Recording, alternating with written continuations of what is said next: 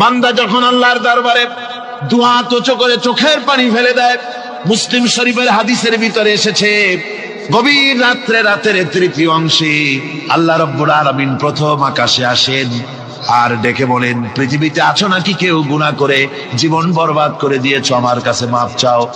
ঋণগ্রস্ত আছো, অসুস্থ আছো, অপমানিত আছো, কে আছো মাজলুম, আমাকে ডাকো, আমার কাছে বলো, আমি ডাকে সাড়া দেব, জীবনের আশা পূরণ করে দেব। ওই সময় যেই সমস্ত লোকেরা কাঁদে তাহাজ্জুদের নামাজ পড়ে, আল্লাহ জিজ্ঞেস করেন ফেরেশতারা, অমুক অমুক দেশ অমুক অমুক বান্দারা কাঁদে কেন? ফেরেশতারা বলে, রব্বুল আলামিন তুমি তো ভালো করে জানো। আল্লাহ বলেন, জানি, তবুও তোমাদের মুখে শুনতে চাই। তারা বলে, রব্বুল আলামিন তোমার এই বান্দা গুনাহ করেছি, গুনার জন্য মাফ চায়, জাহান্নাম থেকে বাঁচতে চায়। আল্লাহ পাক বলেন, ফেরেশতারা আমার এই বান্দারা আমারে দেখেছে নাকি? বলে দেখে নাই। বলে আমার দোজখ দেখেছে নাকি? বলে না, তাও দেখে নাই। আমার বেহেশত দেখেছে নাকি? বলে না, তাও দেখে নাই। আল্লাহ পাক বলেন, ফেরেশতারা সাক্ষী থাকো, ওরা আমাকে দেখে নাই, আমার বেহেশত দোজখ কিছুই দেখে নাই, শুধুমাত্র আমার নবীর কথা, আমার কোরআনের কথা বিশ্বাস করে আরামের ঘুমকে হারাম করে যেভাবে তারা কাঁদতেছে, সাক্ষী থেকে যাও ফেরেশতারা, আবার রহমতের দরিয়ায় জোশ মেরেছে আমার ওই ক্রন্দনরত বান্দাগুলিকে আমি আল্লাহ মাফ করে দিলাম। সুতরাং মুমিন বান্দা যারা, আল্লাহর মুমিন বান্দা যারা, এই ইমানের কোয়ালিটি, এটাও হতাশায় নিরাশায় ভেঙে পড়বে না। গুনাহ তো মানুষই করে, গুনাহ হয়ে গেছে, মাপ চাও। তোমার গুনাহ কদ্দুর? তোমার গুনাহ যদি হয় পাহাড় সমান, আল্লাহর রহমত আকাশ সমান। জাহান্নামের কঠিন শাস্তি থেকে বাঁচতে হলে আল্লাহর প্রতি ঈমান আনতে হবে। আর ঈমান আনলে যে কোয়ালিটি গুলি হওয়া উচিত, সেগুলি আমি আপনাদের সামনে আলোচনা করছি। এরপরে আরেকটি কোয়ালিটি হবে মুমিনের, তা হলো কঠোর কঠিন বিপদে অবিচল থাকবে, বিপদে ভেঙে পড়বে না। বিপদ আপদ, শত্রুতা, ক্ষয় ক্ষতি যা কিছু হয় সবই আল্লাহর পক্ষ থেকে, এটা মেনে নিতে হবে এবং ধৈর্য ধারণ করতে হবে। বিপদ মুসিবত শুধু উম্মতের জন্য নয়, দুনিয়ার সমস্ত নবীদের বিপদ এসেছে, হয় নাই? নবীদের বিপদ আসে নাই?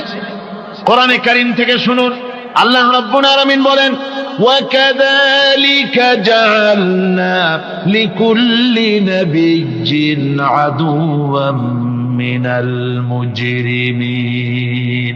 আল্লাহ পাক বলেন, এমনি করে আমি সকল নবীদের শত্রু বানিয়ে দিয়েছি সব পাপিষ্ঠ আর অপরাধ প্রবণ লোকদেরকে। প্রত্যেক যুগে নবীদের শত্রু ছিল, প্রত্যেক যুগে নবীদের কি ছিল? শত্রু ছিল। সে শত্রু কারা ছিল? আল্লাহ পাক বলছেন, নবীদের শত্রু ছিল পাপিষ্ঠ আর অপরাধ প্রবণ লোক, এরাই ছিল নবীদের দুশমন। রাসূলগণের অবস্থা যদি এই হয়, তাহলে তার উম্মত, ওই দিনের ধারক বাহক যারা, তাদের বুঝি বিপদ আপদ হবে না? নাকি হবে কিনা? তো ইসলামের বিরোধিতা যারা করে, কোরআনের পরিভাষায় বলা হয়েছে ইসলামের দুশমন, নবীদের দুশমন।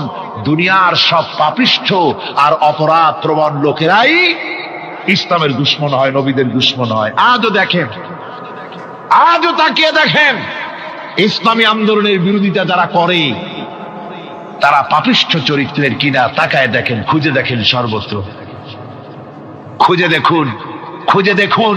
যারা ইসলামী আন্দোলনের বিরোধিতা করে, যারা ইসলামকে মিটিয়ে দেওয়ার চেষ্টা করতেছে, যারা ইসলামকে মৌলবাদ বলে, ইসলামকে সাম্প্রদায়িক বলে, কোরআনে কারীমের কথা কত স্পষ্ট যে নবীদের দুশমন হয়, ইসলামের দুশমন হয় মুজরিম লোকেরা, অপরাধ প্রবণ আর পাপিষ্ঠ লোকেরা। আজও আমরা দেখতে পাই এই শ্রেণীর লোকেরা পাপিষ্ঠ এবং সবচাইতে সমাজের নিকৃষ্ট ধরনের চরিত্রহীন লোক। নামাজ নাই। আপনি খুঁজে দেখেন, ইসলামী আন্দোলনের বিরোধিতা যারা করছে, যারা নেতৃত্ব দিচ্ছে, নামাজ নাই, রোজা নাই, চরিত্র নাই, হজ নাই, যাকাত নাই, মদ, জুয়া, জেনা, ব্যভিচার ইত্যাদিতে লিপ্ত। চেহারা দেখলে ছেলেপেলেরা 2 গ্লাস পানি খায়, ভর সোজে।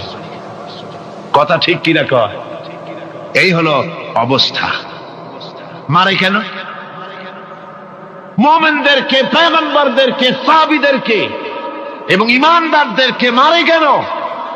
তার কারণ হচ্ছে আল্লাহ রাব্বুল আলামিন বলেছেন, ওয়া মা নাকামু মিনহুম ইল্লা আইয়ুমিনু বিল্লাহিল আজিজিল হামিদ।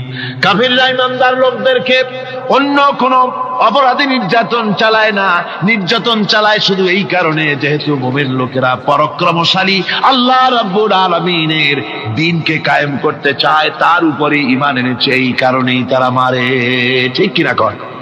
যুগে যুগে নবীদের উপরে, সাহাবীদের উপরে যে অত্যাচার হয়েছে, সে অত্যাচার এই কারণেই হয়েছে, অন্য কোনো কারণে নয়। এই কঠিন বিপদে অবিচলতা এবং ধৈর্যের দৃষ্টান্ত নবীগণ পেশ করেছেন পৃথিবীর বুকে। আমরা দেখেছি ইব্রাহিম আলাইহিস সালামকে আগুনে ফালানো হয়েছে, আছে না কোরআন শরীফে? আমি কিন্তু গল্প করতেছি না, সব কোরআনের কথা। কিসের কথা? ইব্রাহিম আলাইহিস সালামকে আগুনে ফালানো হচ্ছে। অপরাধ কি? অপরাধ হচ্ছে হযরত ইব্রাহিম আলাইহিস সালাম দাওয়াত দিয়েছেন লা ইলাহা ইল্লাল্লাহ। জোরে পড়েন লা ইলাহা ইল্লাল্লাহ, লা ইলাহা লা ইলাহা ইল্লাল্লাহ মুহাম্মাদুর রাসূলুল্লাহ।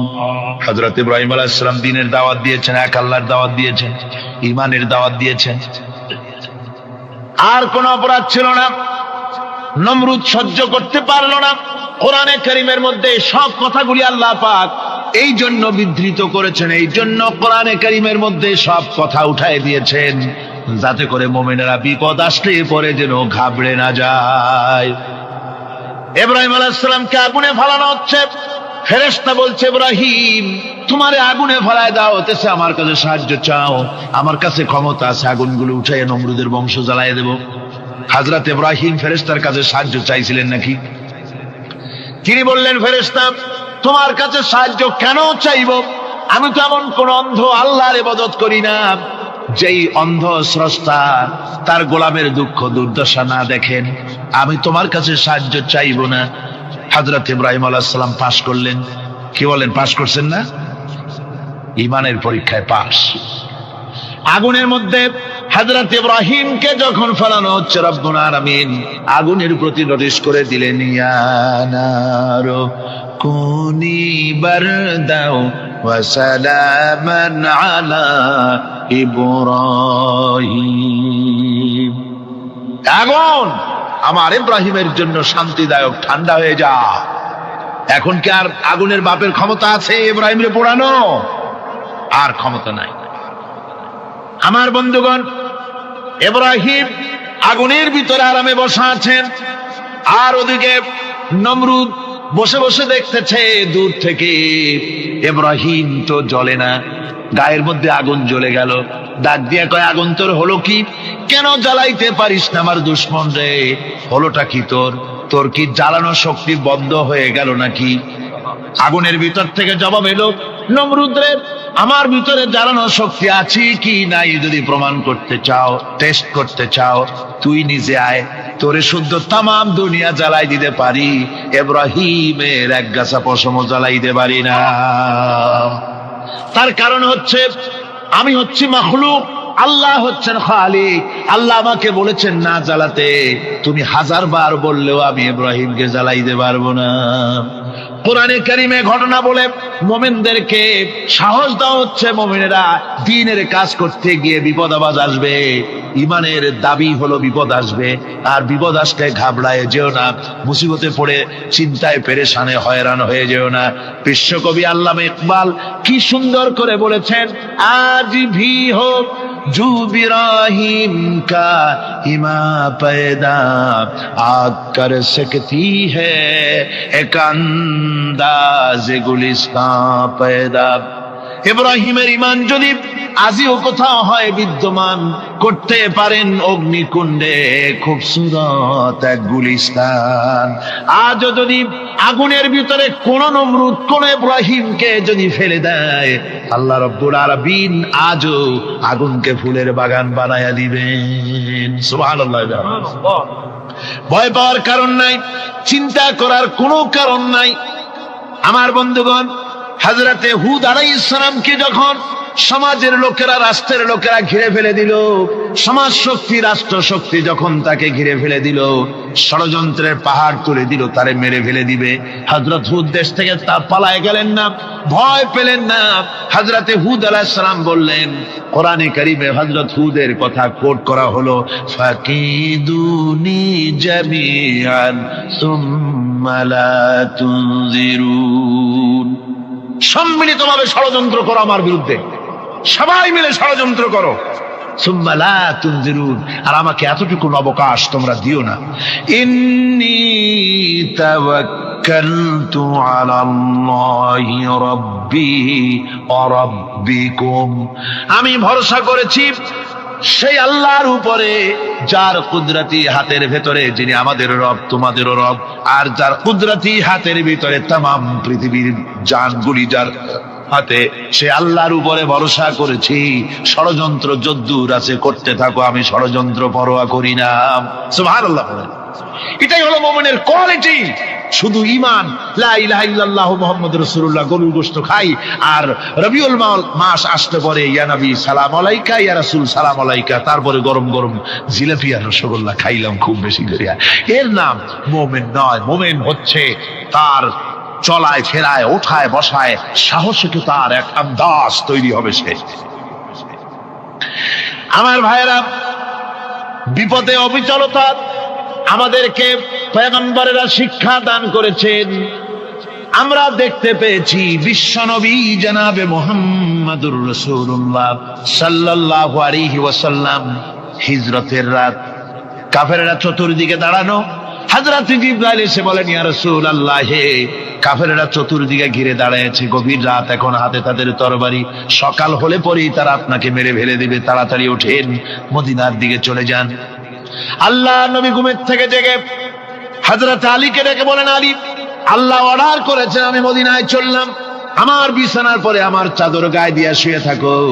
হযরত আলী বলেন, আল্লাহর হাবিব, আপনার চাদর গায়ে দিয়ে ঘুমিয়ে থাকবো, সকালবেলায় কাফির বেঈমানেরা আপনার বিছানার পরে আপনার চাদর গায়ে দেওয়া অবস্থায় আমি আলীকে তারা মুহাম্মদ মনে করবে, আর আমি আলীকে নবী মনে করে তারা তাদের তরবারি দিয়া কেটে কেটে টুকরা টুকরা করে আমারে বিদায় করে দেবে দুনিয়া থেকে। এতটুকুনো পরোয়া করি না, বরং আমার দিলের মধ্যে এটাই তৃপ্তি থাকবে যে আমি আলীর জীবনের বিনিময় আল্লাহর হাবিব দুনিয়ায় বেঁচে আছেন। যে ব্যক্তি বিদ্রোহ করেছে এবং দুনিয়ার জীবনকে অগ্রাধিকার দিয়েছে, তার জায়গা হচ্ছে জাহান্নাম। জোরে বলেন নাউজুবিল্লাহ। যে ব্যক্তি আল্লাহর সঙ্গে বিদ্রোহ করেছে আর পরকালের জন্য পাথর জোগাড় করে নাই, দুনিয়াকে অগ্রাধিকার দিল, পরকালকে ভুলে গেল, তার জায়গা হলো জাহান্নাম।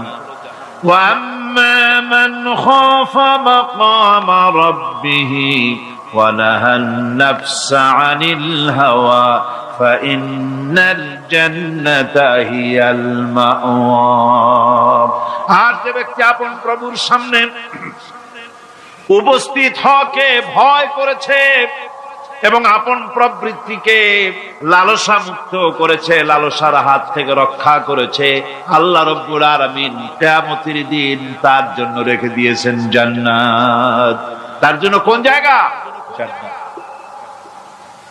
আমাদেরকে পরকাল ভিত্তিক জীবন যাপন যদি করি, তাহলে কবরের জবাবগুলি খুব আসান হবে। আর যদি পরকাল ভিত্তিক জীবন যাপন না হয়, কবরটা মুসিবত হয়ে যাবে। হযরত ওসমান রাদিয়াল্লাহু তাআলা আনহু কবরের কাছে গিয়ে খুব কাঁদতেন। সাহাবায়ে কেরাম প্রশ্ন করেছেন, হুজুর, রাসূল করিম সাল্লাল্লাহু আলাইহি ওয়াসাল্লাম যখন জান্নাত ও জাহান্নামের ওয়াজ করেন, কখনো তো এত বেশি আপনি কাঁদেন না, যত বেশি কাঁদেন কবরের কাছে এসে, কারণ কি?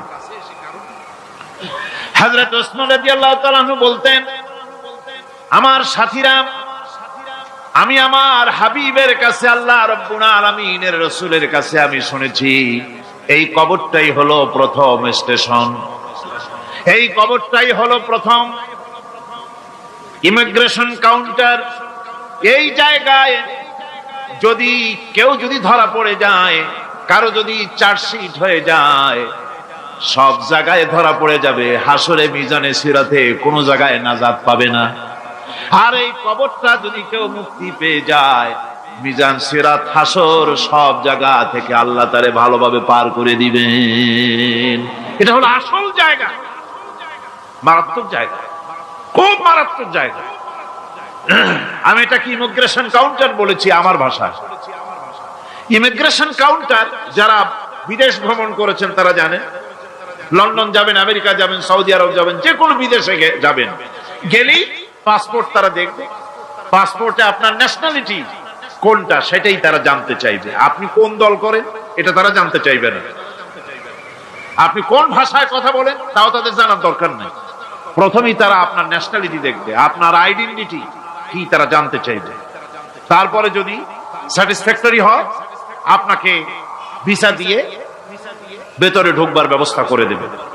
আর যদি তারা স্যাটিসফাইড না হয় তাহলে আপনাকে মেহমানখানায় ঢুকানো হবে গ্রেফতার করে। কবর হচ্ছে এ ধরনের একটি ইমিগ্রেশন কাউন্টার। কবরের ভিতরে মানুষ যখনই রাখা হবে সঙ্গে সঙ্গে দুজন ফেরেশতা আসবে। কবরের কাছে যারা এসেছিল দাফন হয়ে যাওয়ার পর এই লোকগুলি 40 কদম যেতে যতক্ষণ লাগে এর মধ্যেই দুজন ফেরেশতা এসে যাবে। এসে জিজ্ঞেস করবে, মান রব্বুকা, তুমি কোন দল করতে? ওটা তাদের জানার দরকার নেই। চাকরি কিসে করতেন ওটা জানার দরকার নেই। ব্যবসা করতেন না চাকরি করতেন প্রয়োজন নেই। প্রথমেই জিজ্ঞাসা করা হবে ন্যাশনালিটি, প্রথমেই জিজ্ঞাসা করা হবে তার ন্যাশনালিটি সম্পর্কে, তার আইডেন্টিটিটা কি, এবং সেটাকে সত্যায়িত করার জন্য, বোঝার জন্য 3টি প্রশ্ন। প্রথম প্রশ্ন, মান রব্বুকা ওয়া মা দীনুকা ওয়া মান নাবিয়্যুকা, তোমার রব কে, তোমার দ্বীন কি, তোমার নবী কে। যদি এই ব্যক্তি বেঈমান হয়, মুনাফিক হয়, সে বলবে হায় হাতা লা আদরি, হায় হাতা লা আদরি, জানি না আমার রবকে, আমি জানি না। তোমার দিন কি, দিন কারে কয় বুঝি না। এরপরে আল্লাহর নবী জনাবে মুহাম্মদ রাসূলুল্লাহ সাল্লাল্লাহু আলাইহি ওয়াসাল্লামকে দেখানো হবে, বলা হবে মা কুনতা তাকুলু ফি হাদার রাজুল, এই ব্যক্তি সম্পর্কে তোমার ধারণা কি নিকে? বলবে আমি চিনি না। নাউযুবিল্লাহ। বাস, এরপরে তার যা হবার তাই শুরু হয়ে যাবে। আর যদি বান্দাটা মুমিন হয়, প্রশ্ন করা হবে মান রব্বুকা, জবাব দেবে রব্বি আল্লাহ, আমার রব আল্লাহ রাব্বুল আলামিন। ওয়া মা দীনুকা, দীনুনা ইসলাম, আমার দিন হচ্ছে ইসলাম। এরপরে আল্লাহর নবীকে দেখানো হবে। কয়েক রকমের বর্ণনা আছে। কোন বর্ণনায় আছে হুজুরের আকারে দেখানো হবে, অথবা রাসূলকে সরাসরি দেখানো হবে। বলা হবে মা কুনতা তাকুলু ফি হাদার রাজুল, এই লোকটি সম্পর্কে ধারণা কি? মুমিন ব্যক্তি বলবে হাদা নবিয়ুনা মুহাম্মাদুর রাসূলুল্লাহ সাল্লাল্লাহু আলাইহি ওয়াসাল্লাম, ইনি আমার তো সেই নবী মুহাম্মাদুর রাসূলুল্লাহ সাল্লাল্লাহু আলাইহি ওয়াসাল্লাম। আমরা যেন এই রকমের জবাব দিতে পারি, আল্লাহ কবুল করো। সকলে জোরে কোন আমিন। জবাব হয়ে যাওয়ার পর গায়ব থেকে আওয়াজ আসবে, ফাফরিশু বিল জান্নাতি ওয়ালবিসু বিল জান্নাহ, ও আমার ফেরেশতারা, আমার এই বান্দাকে জান্নাতের পোশাক পরাইয়া দাও আর কবরটাকে জান্নাতের বিছানা বিছাইয়া দাও। জান্নাতের পোশাক পরাইয়া দাও, জান্নাতের বিছানা বিছাইয়া দাও। ইলা মাদ্দা বাসারিহি, তার চোখের দৃষ্টি যত দূর যায় কবরটা ততটা প্রশস্ত করে দাও। এরপর বেহেশতের পোশাক পরাইয়া, বেহেশতের বিছানা বিছায়া ফেরেশতা বলবে নূম কানাউমুল উরুস, ঘুমিয়ে যাও। দুলামিয়া যেমন বাসর সজ্জায় নতুন বউ নিয়ে আরামে ঘুমায়, এরকম আরামে ঘুমায় যাও। ইলা ইয়াউমিল কিয়ামা, কিয়ামত পর্যন্ত ঘুমায় থাকবে, আরামে ঘুমিয়ে থাকবে। এরপরে সিংহায় ফুৎকার হবে, সিংহার ফুৎকারের আওয়াজে তার ঘুম ভেঙে যাবে। বলবে ইয়া ওয়াইলানা মান বা'আসানা মিন মারকাদিনা, হায় আফসোস, আমার এত আরামের ঘুম থেকে কে আমাকে জাগ্রত করলো, আমার ঘুমটারে নষ্ট করলো কে? আওয়াজ আসবে, হাযা মা ওয়াদার রহমান ওয়া সাদাকাল মুরসালুন। এটা হচ্ছে রহমানের সেই ওয়াদা, আর মুরসালিনরা নবীরা সত্য কথাই বলেছিলেন। সেই কিয়ামত অনুষ্ঠিত হচ্ছে। আমার বন্ধুগণ, সেজন্য এই দুনিয়ার মোহে পড়ে থাকলে পরে দুনিয়ায় যারা অগ্রাধিকার দিবে দুনিয়াকে পরকালের তুলনায়, জবাব দিতে পারবে না কবরের ভিতরে গিয়া। আর যারা পরকালকে অগ্রাধিকার দিবে, দুনিয়ার চাইতে পরকালকে বেশি অগ্রাধিকার দেবে, আর আল্লাহর ভয় কলিজার ভিতরে রাখবে, কবরের জবাব সঠিকভাবে দিতে পারবে, কিয়ামতের দিন আল্লাহ রাব্বুল আলামিন তাদের জন্য জান্নাত দান করবেন। জোরে বলেন আমিন। দুনিয়াটা হচ্ছে দুনিয়া যেখানে আমরা আছি। আমি আগেই বলেছি, দুনিয়া হচ্ছে আদনা শব্দ থেকে এর উৎপত্তি হয়েছে। তুচ্ছ, নিকৃষ্ট, এটার দাম নাই, এটার মূল্য নাই। হযরত ইবনে কাইয়িম রাহিমাহুল্লাহ নওয়ারাল্লাহু মারকাদাহু ওয়া জাআলাল জান্নাতা মাথওয়াহু। হযরত ইবনে কাইয়িম তিনি বলছেন, সুন্দর করে বলছেন দুনিয়া সম্পর্কে, মা মাদা ফিদ দুনিয়া আহলামুন ওয়া মা বাকিয়া মিনহা আমানি ওয়াল ওয়াক্তু বাইনাহুমা দাইউন। মা মাদা ফিদ দুনিয়া আহলামুন, জীবনের যে অংশ ফেলে এসেছি সেটা আজ একটা স্বপ্ন। ওয়া মা বাকিয়া মিনহা আমানি, আর জীবনের যে অংশ সামনে বাকি আছে সেটা এখন একটা আকাঙ্ক্ষা। ওয়াল ওয়াক্তু বাইনাহুমা দাইউন, আর এর মাঝখান থেকে সময় সব চলে যাচ্ছে। কত বড় কথা চিন্তা করেছেন? জীবনের যে অংশ ফেলে এসেছি তা আজকে স্বপ্ন, তা আজ কি বলেন? স্বপ্ন। আর সামনে যা আছে সেটা আকাঙ্ক্ষা, আর মাঝখান থেকে সময় সব চলে যাচ্ছে। এরপরে তিনি বলছেন, وَمَنْ يَسْحَبِ الدُّنْيَا يَكُنْ مِثْلَ قَابِضٍ عَلَى الْمَاءِ خَالَتْهُ فُرُوجُ الْأَصَابِعِ। দুনিয়াদারের অবস্থা হচ্ছে এই, কেউ যদি দুই হাতে পানি খামসায় ধরে, দুই হাতে কি ধরছে বলে? দুই হাতে পানি খামসায় ধরেছে, খুব মজবুত করে ধরেছে, 2 মুঠ পানি। বলেন থাকবে কতটুকু? কতটুকু থাকবে? 1 ফোঁটাও থাকবে না। কারণ তার আঙ্গুলের ফাঁক তার সাথে খেয়ানত করবে, আঙ্গুলের ফাঁক দিয়া পানিগুলি সব বেরিয়ে চলে যাবে। সুতরাং দুনিয়া যারা চায় তারা ঠিক পানি খামসায় ধরলে পানি যেমন হাতের ভেতর থেকে খেয়ানত করে চলে যায়, যারা দুনিয়া চায় দুনিয়াও তাদেরকে এভাবে ফাঁকি দিয়ে চলে যায়। তবুও দুনিয়ার মায়া মানুষের এত বেশি। আল্লাহর নবী বলেন, লাউ কানা লি ইবনি আদামা ওয়াদিন মিন যাহাবিন লাহাব্বা ইয়াকুনা লাহু সারিন। এই পৃথিবীতে যদি কাউকে একটা মাঠ ভরে যদি সোনা দেওয়া যায়, লোকটা বলবে রব্বুল আলামিন, আমি যদি আরেকটা মাঠ এরকম সোনা ভরা পেতাম।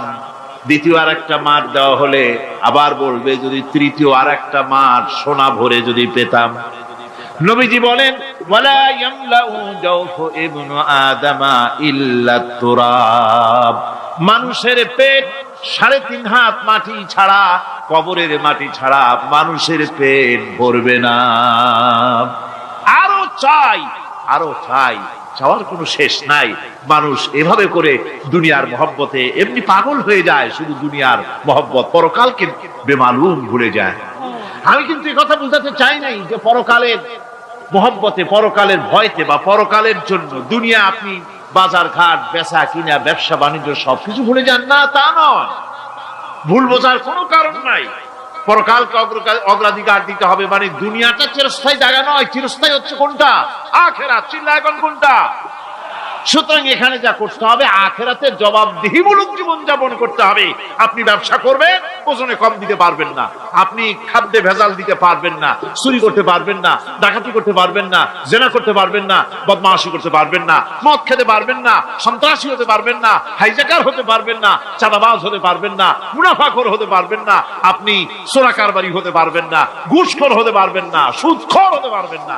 এই সব কাজ পরকালকে বিশ্বাস করলেই এ সমস্ত কাজ থেকে মানুষ বিরত থাকতে পারে। কথা ঠিক কিনা? এটাই হচ্ছে।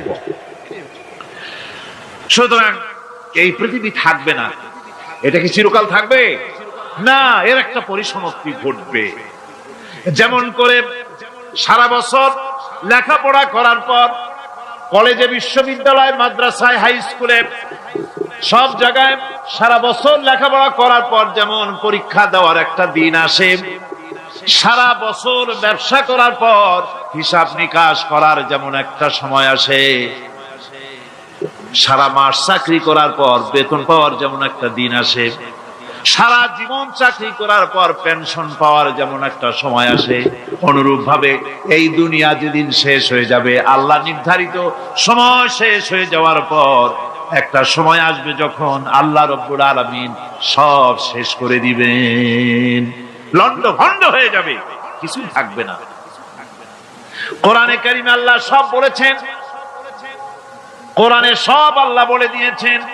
আল্লাহ পাক বলেন এই পৃথিবীর সব কেমন ভাবে ধ্বংস হবে তার চিত্র আল্লাহ পাক কোরআনে কারিমে তুলে ধরেছেন। ইযাস সামাউ ফাতারাত ওয়া ইযাল কাওয়াকিবু তাসারাত ওয়া ইযাল বিহারু ফুজ্জিরাত ওয়া ইযাল কুবুরু বু'সিরাত। যখন আকাশসমূহ দীর্ঘ বিদীর্ণ হয়ে যাবে, তারকাগুলি বিক্ষিপ্ত হয়ে ছিটকে পড়বে, আর সমুদ্রগুলি উচ্ছ্বসিত হয়ে পড়বে, কবরগুলি সব তার ভেতরে যা আছে উদ্গীরণ করে দেবে, তারকাগুলি স্থিমিত হয়ে যাবে। এরপরে সমস্ত আকাশগুলি কিতাবের পৃষ্ঠার মতো একটার পরে একটা ঠাস ঠাস করে পড়তে থাকবে, চূর্ণ বিচূর্ণ হয়ে ভেঙে চুরে একাকার হয়ে যাবে। পাহাড়গুলিকে উড়িয়ে দেওয়া হবে, চন্দ্র এবং সূর্য একাকার হয়ে।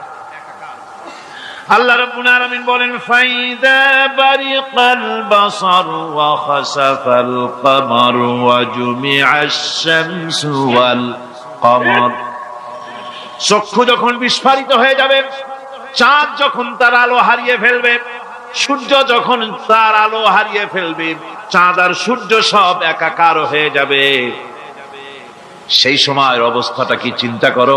মানুষ হয়রান হয়ে দৌড়াদৌড়ি করবে। ওয়াহুমিলাতিল আরদু ওয়াল জিবালু ফাদুক্কাতা দাক্কাতান ওয়াহিদা। জমিন এবং পাহাড়গুলির মধ্যে আল্লাহ রাব্বুল আলামিন সংঘর্ষ বাঁধিয়ে দিবেন, পাহাড়গুলি ভেঙে চুরে টুকরা টুকরা হয়ে যাবে, পাহাড়গুলি উঁচু করে জমিনের উপরে আছাড় মেরে আল্লাহ রাব্বুল আলামিন ভেঙে চুরে চুরমার করে দিবেন। সুবহানাল্লাহ। ওয়া তাকুনুল জিবালু কালইনিল মানফুশ। পাহাড়গুলো পেঁজা ধোনা তুলার মতো করে উড়িয়ে দেওয়া হবে, পাহাড় উড়ে যাবে। সুবহানাল্লাহ। পাহাড় পাথরের তৈরি করা পাহাড়, এই পাহাড়গুলি তুলার মতো হয়ে উড়বে কিভাবে? আমি এই দৃশ্য নিজের চোখে কিছুটা হলেও দেখছি। আজ থেকে 10 দিন আগে আমি ইতালি সফর করে এসেছি। ইতালির রাজধানী রোম। রোম প্রাচীন সভ্যতার লালন ভূমি।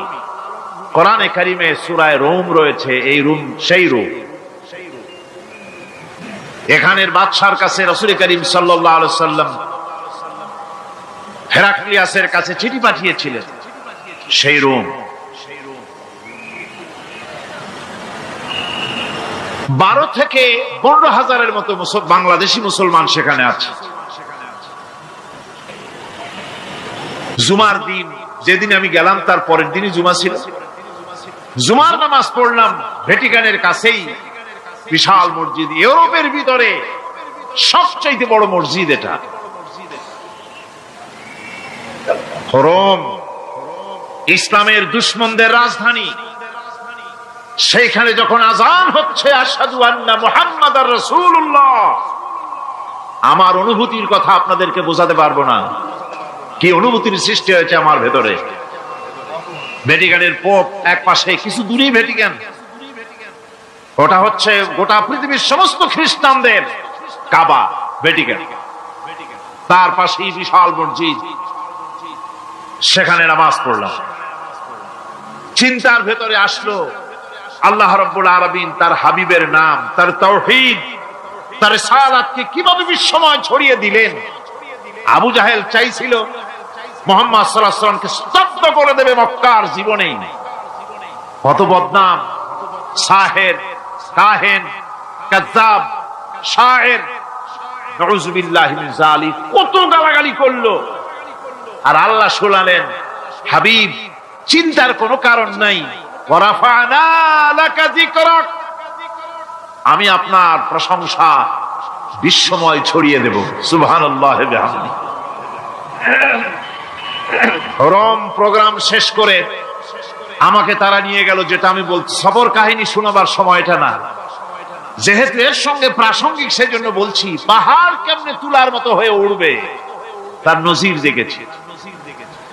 রোম শহর থেকে 300 মাইল দূরে, 300 কিলোমিটার দূরে নেপোলিয়ান বোনাপার্ট তার বাড়ি, এবং ওটা তার নামই একটা প্রভিন্স।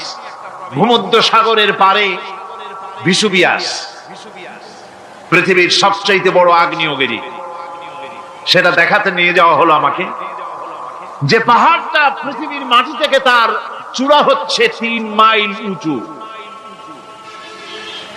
এর 2 মাইল গাড়িতে করে ঘুরে ঘুরে যাওয়া যায়, এরপর আর গাড়িতে যাওয়া যায় না, বাকিটুকুন যেতে হবে হেঁটে হেঁটে। পাহাড়ের উপরে অক্সিজেন কম, বেশ কষ্ট হচ্ছিল উঠতে।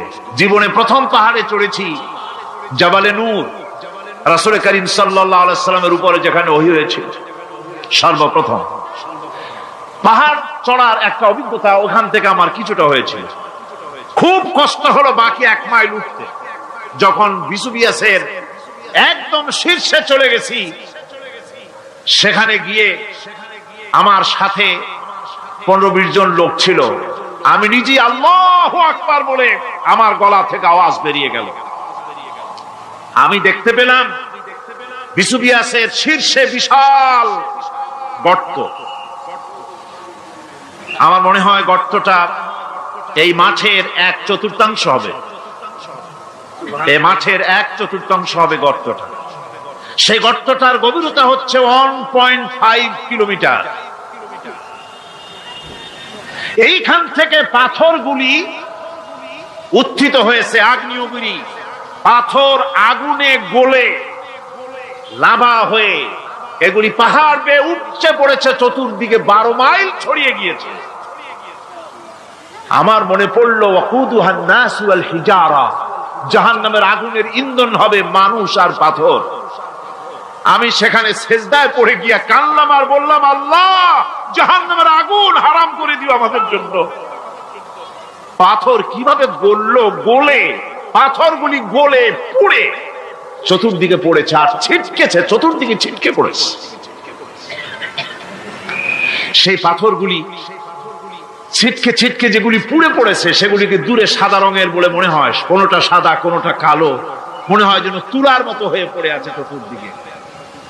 1944 সনে তৃতীয়বারের মতো ভিসুভিয়াস যে অগ্নিগিরি, যে অগ্নি উৎপাত করে, তাতে আশেপাশের 12 মাইল এলাকা এফেক্টেড হয়ে যায়। পাথরগুলি গলে এভাবে বিধ্বস্ত করে দিয়েছে। এখান থেকে এখানে জোহরের নামাজ, আসরের নামাজ আমরা পড়লাম, আল্লাহর কাছে খুব দোয়া করলাম। এখনো ধোঁয়া উঠতেছে, এখনো পাহাড়ের ফাটল দিয়ে ধোঁয়া উঠছে। একজন হাত দিয়ে আমাকে বলল যে খুব গরম লাগে ধোঁয়াগুলি। ওখানকার লোকেরা বলল যে ভেতরে এখনো আগুন আছে, তবে সুপ্ত, যে কোনো মুহূর্তে আবার তা জাগ্রত হতে পারে। আমরা সেখান থেকে নেমে এলাম।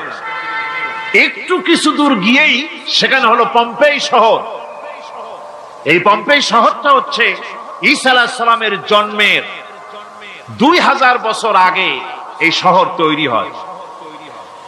ঈসা আলাইহিস সালামের জন্মের 179 বছর পর ভূমিকম্প হয়। সেই ভূমিকম্পে গোটা পম্পেই শহরটা পৃথিবীর মানুষের চোখের আড়াল হয়ে যায়। ধ্বংস হয়ে যায়, মাটির তলায় ভরা হয়ে যায়। আজ থেকে 200 বছর আগে মাটি খনন করতে গিয়ে এই শহর আবিষ্কৃত হয়। পুরা শহরটা খুঁড়ে তারা বের করেছে 180 হেক্টর জমিনের উপরে এই বিশাল শহর। ঘুরে ঘুরে দেখলাম, গাড়ি চলে না সেখানে, পায়ে হেঁটে দেখতে হলো। প্রশস্ত রাস্তা। আজ থেকে 4000 বছর আগের মানুষেরা রাস্তা বানাতে জানতো পাথর দিয়ে, এবং রাস্তার দুধারে তাদের ছিল ফুটপাত, পানির ব্যবস্থা, নগরায়নের সব রকমের সুযোগ সুবিধা। তারপরে সেখানে বিচারালয়, এরপরে দোকানপাট, বাজার ঘাট, সবকিছুর ব্যবস্থা রয়েছে। বিশাল বিশাল পাথরগুলি দিয়ে পিলার তৈরি করা। ভাবলাম এই পিলারগুলি, এই পাথরগুলি তারা কিভাবে ক্রেন ছাড়া এত উপরে উঠালো কি করে, আমার মাথায় আসলো না। পাথর কেটে কেটে সুন্দর সুন্দর অঙ্কন শিল্প তারা করেছে। এরপরে ঘুরতে ঘুরতে বাদশার রাজার বাড়িতে গিয়ে ঢুকলাম। সেখানে গিয়ে দেখলাম উলঙ্গ এত মূর্তি পাথরের তৈরি করা।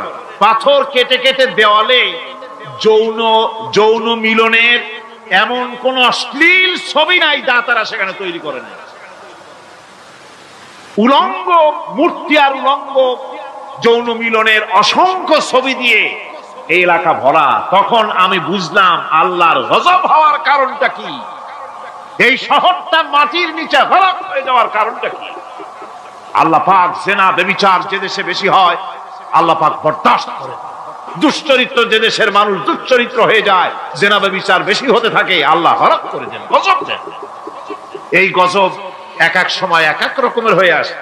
কখনো মাটির নিচে দাবায় দেয়, কখনো মহামারী, কোন দেশে কলেরা, কোন দেশে জলোচ্ছ্বাস, কোথাও ভূমিকম্প, আর সর্বশেষ এই জেনা ব্যভিচারের জন্য আল্লাহ পাকের চূড়ান্ত, এই যৌনতার অশ্লীলতার জন্য চূড়ান্ত গজব বর্তমান বিশ্বের জন্য এইডস। আল্লাহ পাক এই গজব দিয়েছে। বন্ধুগণ, আমি সেই জায়গা, আমি সেখানে যা দেখলাম যে আল্লাহ পাক পাহাড়গুলিকে কিভাবে উড়াবেন, এটা অস্বীকার করার কোন উপায় নাই। বিশ্বাস তো করতামই। তবে হযরত ইব্রাহিম আলাইহিস সালাম যেমন বলেছিলেন, রব্বি আরিনি কাইফা তুহিল মাউতা, আয় আল্লাহ তুমি মরাকে চিন্তা করবা কেমনে। আল্লাহ পাক বলেন, আওয়ালাম তুমিন, তুমি বিশ্বাস করো না? ইব্রাহিম আলাইহিস সালাম বললেন, বালা, অবশ্যই বিশ্বাস করি, ওয়ালাকিন লিয়াতমাইন্না কলবি, যদি চোখে দেখতাম তাহলে আমার অন্তরাত্মা খুব ঠান্ডা হতো। আল্লাহ রাব্বুল আলামিন চোখে দেখায় দিলেন জিন্দা কেমনে মুর্দা হবে, মুর্দা কেমনে জিন্দা হবে, আল্লাহ দেখায় দিলেন। পাহাড় উড়ায় দিবেন আল্লাহ রাব্বুল আলামিন। একথা কলিজার মধ্যে, এটার উপর ঈমান বিশ্বাস, কিন্তু আল্লাহ চোখে দেখাইছেন, ঈমান আরো মজবুত হয়েছে, যা ছিল আরো মজবুত হয়েছে। সুবহানাল্লাহ। আল্লাহর ভয়তে কলিজা কেঁপেছে। আমি পাহাড়ের উপরে কেঁদেছি, যার যার হয়ে কেঁদেছি। বন্ধুগণ, আল্লাহ সুবহানাহু ওয়া তাআলা এই জন্য বলেছেন, কুল সিরু ফিল আরদ, আমার জমিন ঘোরো, ভালো করে দেখো, কাইফা কানা আকিবাতুল মুকাজ্জিবিন, মহাসত্যকে যারা অস্বীকার করেছে তাদের পরিণতি আমি কি করে দিয়েছি, এগুলি চোখে ভালো করে তাকায় দেখো। আমার বন্ধুগণ, সুতরাং এই পৃথিবীর অবসান হবে, এই পৃথিবী ধ্বংস হবে, এই পৃথিবী চূড়ান্ত ভাবে শেষ হয়ে যাবে। হ্যাঁ, আরেকটি কথা বলতে হয়, সেটা হচ্ছে যে এই রোম থেকে আরেকটু দূরে 900 মাইল দূরে হচ্ছে সিসিলি। 900 মাইল দূরে, সেখানে এই সিসিলি মুসলমানেরা শাসন করেছিল 350 বছর। সেই সিসিলিতে রয়েছে 360টা মসজিদ মুসলমানদের করা। সমস্ত মসজিদগুলি আজ তালা বন্ধ, একটা মসজিদও খোলা নাই। সেখানকার মুসলমানেরা ওয়াজ শুনতে এসেছিল রোমে। আমি তাদের জন্য পরামর্শ দিয়েছি যে গভর্নমেন্টের কাছে তোমরা দাবি জানাও যে অন্তত একটা মসজিদের দরজা আমাদের জন্য খুলে দাও। রোমের অবস্থানরত প্রবাসী বাংলাদেশি মুসলমানেরা আমাকে বলেছে, তাদের অনেকের বাড়ি চট্টগ্রামেও আছে, আমাকে বলেছে তাদের চোখে পানি আসছে বলার সময় যে চিরঙের তাফসীর মাহফিল যখন আসে কলজেটা কাঁদতে থাকে যাওয়ার জন্য।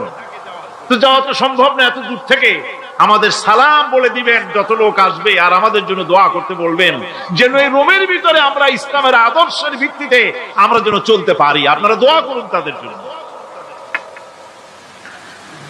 ভাইরা আমার, এই পৃথিবী একদিন পরিসমাপ্তি ঘটবে এবং আল্লাহর দরবারে আমাদেরকে উঠতে হবে এবং সেখানে আমাদের বিচার হবে। সেখানে আমাদের কি হবে? বিচার হবে। আল্লাহ পাক বিচারটাকে নির্ভুল করার জন্য, সঠিক করার জন্য প্রত্যেকের গলায় আমলনামা ঝুলায় রাখছেন। এখানে রেকর্ডের ব্যবস্থা করা হয়েছে। আল্লাহ পাক বলছেন, ওয়া কুল্লা ইনসানিন আলজামনাহু তাইরাহু ফি উনুকিহি ওয়া নুখরিজু লাহু ইয়াওমাল কিয়ামাতি কিতাবান ইয়ালকাহু মানশুরা। আল্লাহ পাক বলেন, প্রত্যেকের ভালো মন্দ কর্মফল, কর্মলিপি আমি তার গলায় ঝুলায় রেখেছি। কিয়ামতের দিন সে নিজের কাছে স্পষ্ট সব দেখতে পারবে, কোনো জিনিস বাদ পড়বে না।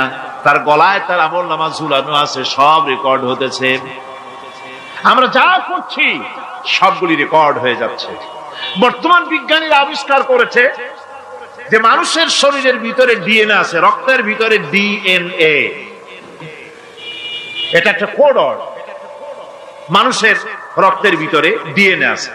যেমন তার ব্রেনের ভিতরে কতগুলি কোষ আছে, এক একটা কোষ এক এক ধরনের কাজ করে, অনুরূপ ভাবে তার শরীরের ভিতরে, রক্তের ভিতরে ডিএনএ আছে। এই ডিএনএটা কি? এই ডিএনএটা হচ্ছে, এই ডিএনএ একটা কম্পিউটারের মতো কাজ করতেছে। লোকটা কি করবে, কোথায় যাবে, সে ভালো হবে মন্দ হবে, কি হবে, সব তার ডিএনএর মধ্যে রেকর্ডকৃত আছে। এটা বোঝার জন্য একটা সুন্দর দৃষ্টান্ত দেওয়া যায়। যেমন এই কাগজটাকে আপনারা মনে করুন একটা গাড়ির ব্লু প্ল্যান, একটা ব্লু প্রিন্ট, একটা গাড়ির ব্লু প্রিন্ট। এখানে লেখা আছে গাড়ি কিভাবে তৈরি হবে। এই কাগজটা নিয়ে ঘরের মধ্যে রেখে দিলেন। এখন এই কাগজটা থেকেই অটোমেটিক গাড়ির উইন্ডো তৈরি হলো, শিল তৈরি হলো, গাড়ির বডি তৈরি হলো, চেসিস তৈরি হলো, টায়ার তৈরি হলো, ইঞ্জিন তৈরি হলো, ব্যাটারি তৈরি হলো, পেট্রোল নিল, আর কোন রকমের ড্রাইভার ছাড়াই গাড়ি চলতে আরম্ভ করলো। এই কথাটা যদি মনের মাথার মধ্যে আনতে পারেন যে এটা কিভাবে হইতে পারে, এতে লেখা অনুযায়ী যেভাবে হওয়া যদি সম্ভব হয়, অনুরূপ ভাবে মানুষের রক্তের ভিতরে ডিএনএ এরা আবিষ্কার করেছে। এর ভিতরে মানুষের ভালো মন্দ, কোথায় যাবে, কি করবে, সবকিছুর মধ্যে রয়েছে। কোরআনে কারীমে আল্লাহ রাব্বুল আলামিন, আমি গত বছরও বলছিলাম যে বিজ্ঞানের আবিষ্কার যত বাড়বে, কোরআন বোঝা মানুষের জন্য তত সহজ হবে। কোন সুবহানাল্লাহ। কোরআন বোঝা মানুষের জন্য তত সহজ হবে। সুতরাং মানুষের গলার সাথে আল্লাহ পাক বলছেন যে একটা আমলনামা আমি ঝুলাই দিয়েছি তার গলার সাথে। সে যা করতেছে ওখানে সব লিপিবদ্ধ হচ্ছে, কম্পিউটারাইজড, কম্পিউটারের মতো এগুলি সব গ্রহণ করতেছে। এগুলি কিয়ামতের দিন তার সামনে হাজির করা হবে। কিয়ামতে যখন আমলনামা তার সামনে দিয়ে বলা হবে, ইকরা কিতাবাকা কাফা বিনাফসিকাল ইয়াওমা আলাইকা হাসিবা। তাকে বলা হবে, নিজের কর্মলিপি নিজেই পড়ো, আজ তুমি তোমার নিজের হিসাব নিতে যথেষ্ট। বন্ধুগণ, এই মাহফিলে যত লোক আমরা বসে আছি, আমরা আমাদের হিসাব নিতে যথেষ্ট না আরেকজন লাগবে? কোন আমরা যথেষ্ট কিনা? কথা বোঝেন নাই। আমি বলতে চেয়েছি এটা, আমরা যদি এখন চোখ বুঝে চিন্তা করি যে পিছনের জীবনে কি করেছি, মনে পড়বে নাকি পড়বে না? বলেন সবাই, পড়বে কি পড়বে না? ছোটবেলায় কবে পায়ের নিচে কাঁটা ফুটেছিল, কবে কোথায় আছাড় খেয়েছিলেন, কবে কার বেল, তাল, আম, কাঁচা আম চুরি করে খেতে গিয়ে কিল খেয়েছিলেন, তাড়া খেয়েছিলেন, তাকে এখন মনে নাই? আছে। তাহলে কিল, ওই তাল বেল চুরি করতে গিয়ে যে কিলটা খাইছিলেন সেটাও মনে আছে, ভালো মন্দ সব মনে আছে। তাহলে কোন হোটেলের রুমে কি করছিলেন, কোন স্কুলে কোন কলেজে কি করছিলেন, তারপরে জীবনে ছোট বড় ঘটনাগুলি চোখ বুঝতে মনে পড়বে না? এবার হিসাব করেন, মনে যদি পড়ে এবার হিসাব করেন আপনি জান্নাতি না জাহান্নামী। আপনি আপনার নিজের হিসাব নেওয়ার জন্য যথেষ্ট। তাকে হিসাব করতে বলা হবে, তোমার হিসাব, তোমার নিজের হিসাব নেওয়ার জন্য তুমি যথেষ্ট, তোমার হিসাব তুমি নিজেই করো, এটা পড়ো।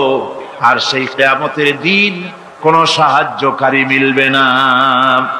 লান তানফাকুম আরহামুকুম ওয়ালা আওলাদুকুম ইয়াউমাল কিয়ামাহ।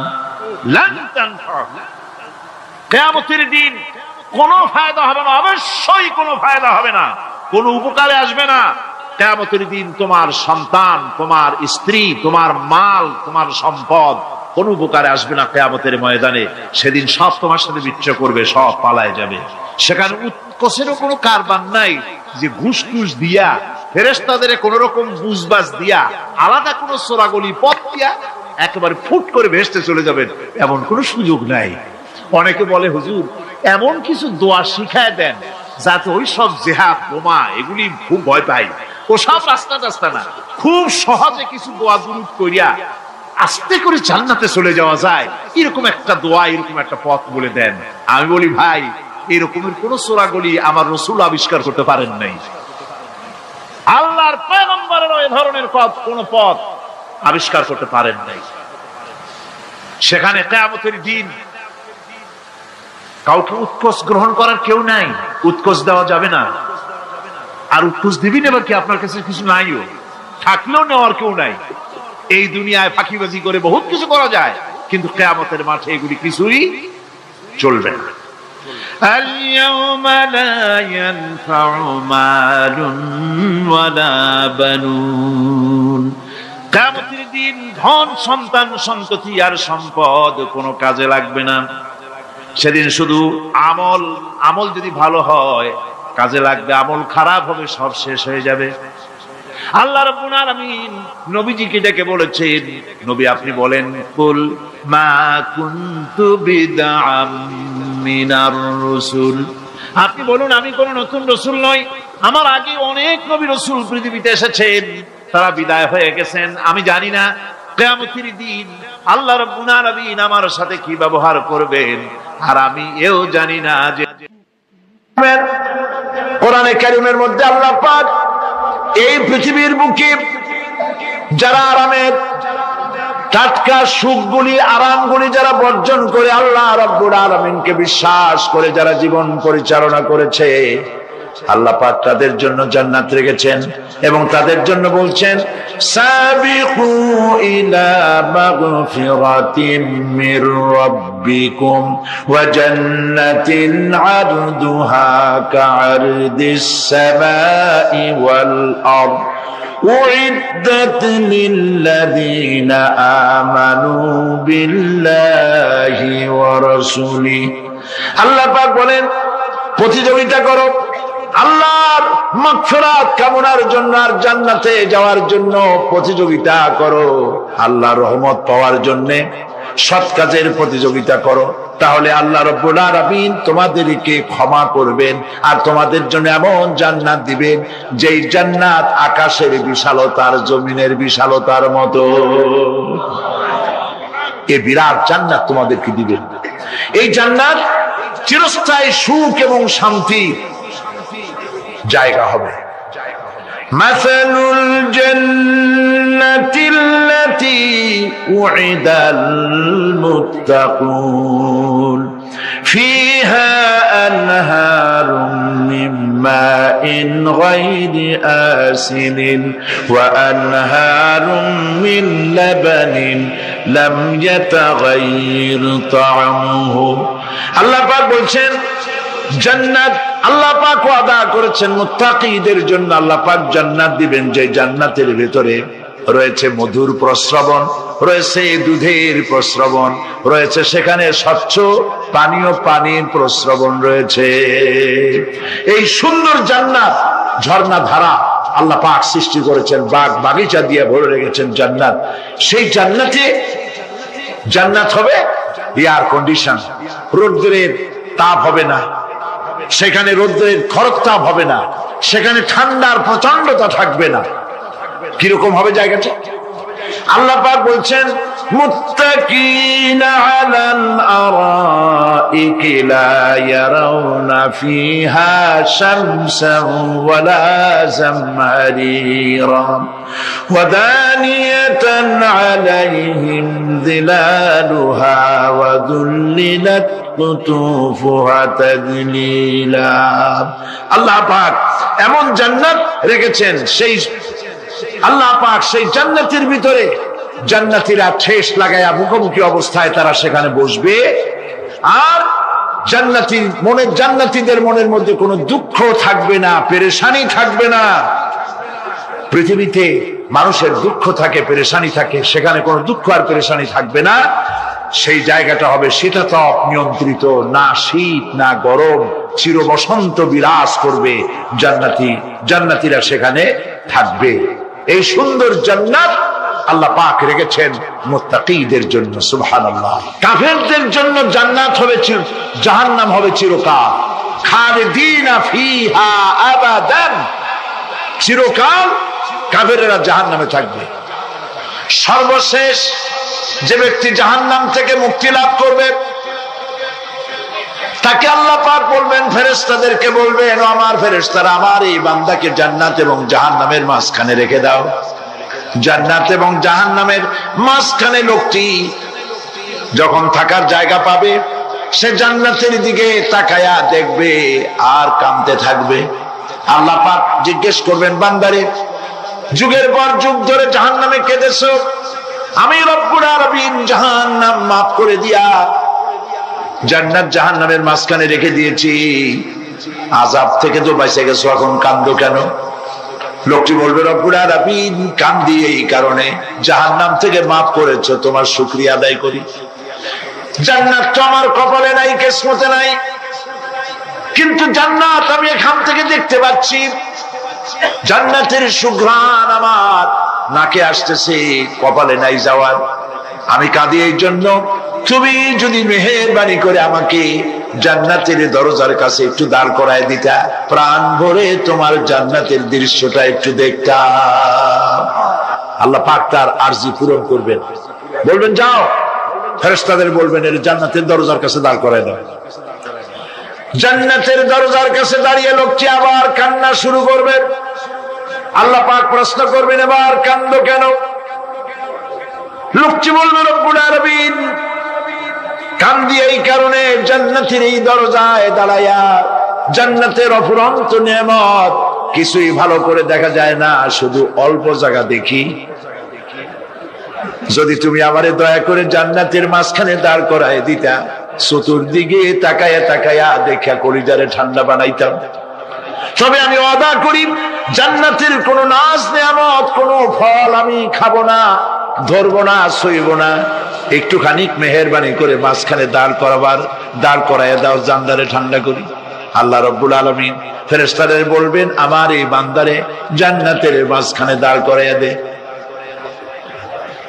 আল্লাহর নবী বলেন, জান্নাতের মাঝখানে দাঁড়িয়ে লোকটি আগের চাইতে আরো জোরে চিৎকার মেরে কাঁদতে থাকবে। আল্লাহ পাক বলবেন, বান্দারে কি হলো তোর? দরজার কাছে আসতে চাইছিলে, আইনা দিলাম।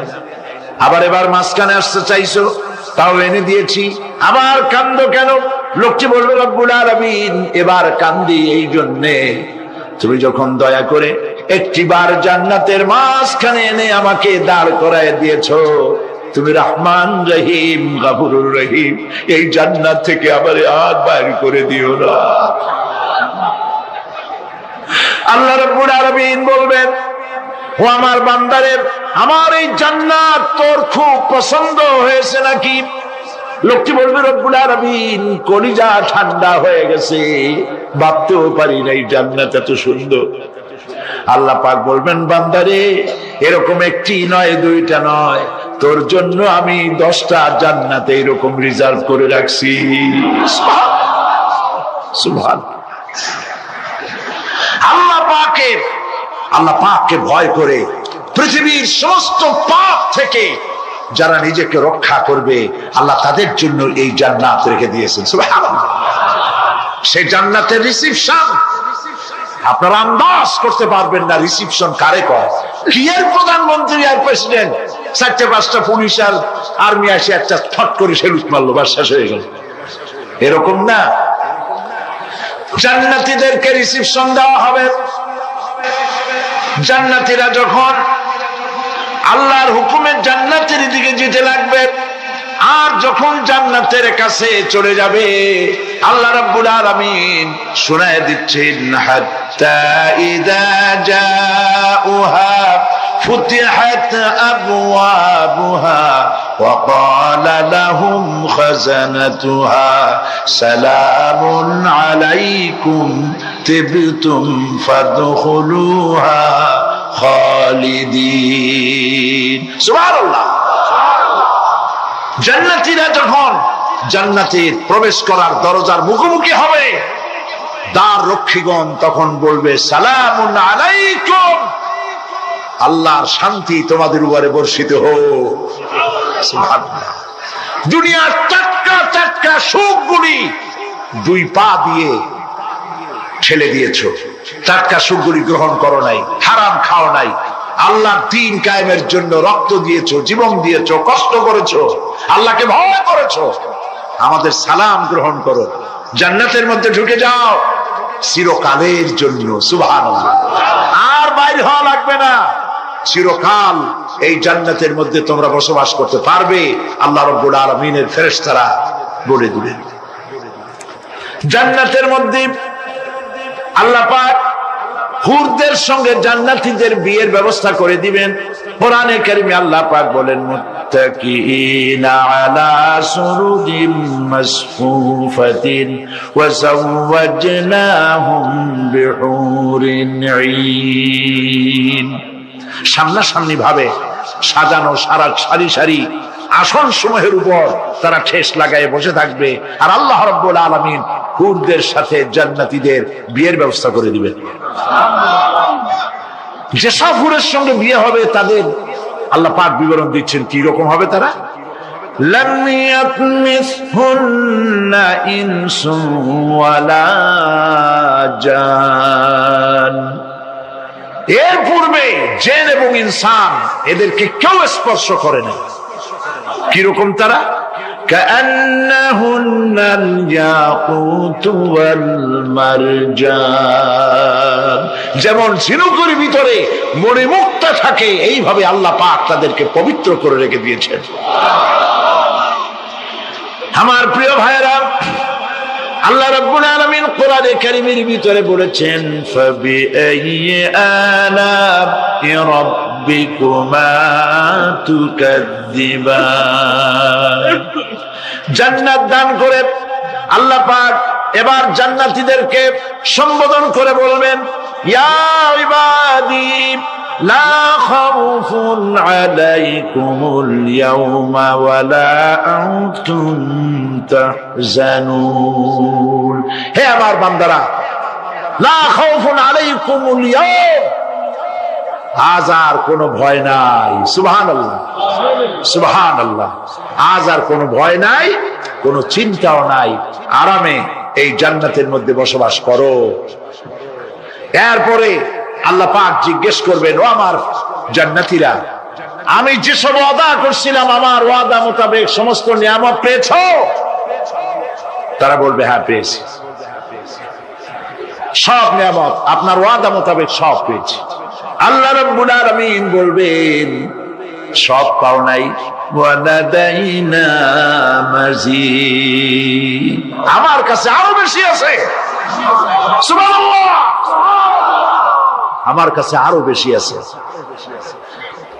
জান্নাতীরা বুঝবে না সে আরো বেশিটা কি, এর থেকে আর বেশি কি। প্রিয় ভাই সব, নবী করিম সাল্লাল্লাহু আলাইহি সাল্লাম বলেছেন, জান্নাতের সুখ আর শান্তি কোন চোখ নাই যা দেখেছে, যা কোন অন্তঃকরণ নাই যা কল্পনা করতে পেরেছে। এই জান্নাত মুত্তাকিদের জন্য আল্লাহ রাখছেন। সুবহানাল্লাহ।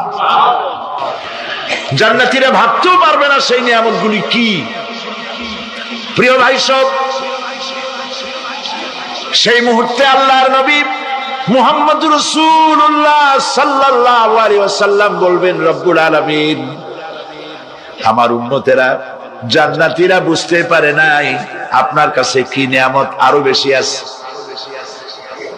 আমার এই উম্মতেরা জান্নাতীরা আপনার ওয়াদা মোতাবেক সব পেয়েছে, কিন্তু একটি জিনিস এখনো তাদের কিসমতে হয় নাই। সেই জিনিসটা হলো, যারা তার রবকে না দেখে শুধু কোরআন আর হাদিসের কথা শুনে আরবের ঘুম হারাম করে তাহাজ্জুদের নামাজ আদায় করেছিল, চোখের পানি ফেলেছিল, যারা জান্নাত দেখে নাই, জাহান্নাম দেখে নাই, আপনাকে ভয় করে যারা জীবন পরিচালনা করেছিল, যারা আপনাকে দেখে নাই, না দেখে শুধু কোরআন হাদিস বিশ্বাস করে যারা অকাতরে নিজেদের জীবন বিলায় দিয়েছিল, এই জান্নাতীরা এখন পর্যন্ত তার রবকে দেখতে পারে নাই। আল্লাহ রাব্বুল আলামিন তার সামনে থেকে 70,000 পর্দা সরে যাবে। আল্লাহ পাক বান্দাদের আরজি পুরা করার জন্য জান্নাতীদের সামনে তিনি জালোয়া ফরোজ হবে। কোরআন শরীফের ভিতরে আল্লাহ পাক বলে, জান্নাতীরা তারা আল্লাহর দিকে, জান্নাতীরা তার রবের দিকে তাকিয়ে থাকবে, আর রব তার বান্দাদের দিকে তাকায়া থাকবে। প্রাণ ভরে জান্নাতীরা রবকে দেখবে, সুবহানাল্লাহ, আল্লাহ পাককে দেখবে। প্রাণ খুলে আজ দোয়া করি, রব্বুল আলামিন জান্নাতের যেই পরিবেশে, যেই জায়গায় তুমি দয়া করে তোমার গোলামদেরকে তুমি নিজেই দর্শন দিবে, দেখা দিবে। মনিব গো, ও আমাদের রব, আজ এই বিশাল জনসমুদ্র নিয়ে তোমার দরবারে আবেগ ভরা কণ্ঠে বলি, যে অনুষ্ঠানটি তুমি এমন মুবারক অনুষ্ঠান করবে যেখানে তুমি জান্নাতীদেরকে দেখা দিবে, ওই জান্নাতের কোনো একটি, ওই অনুষ্ঠানের কোনো একটি কোনায় কানায় আমাদেরকেও দাঁড় করাইয়া দেখান তো।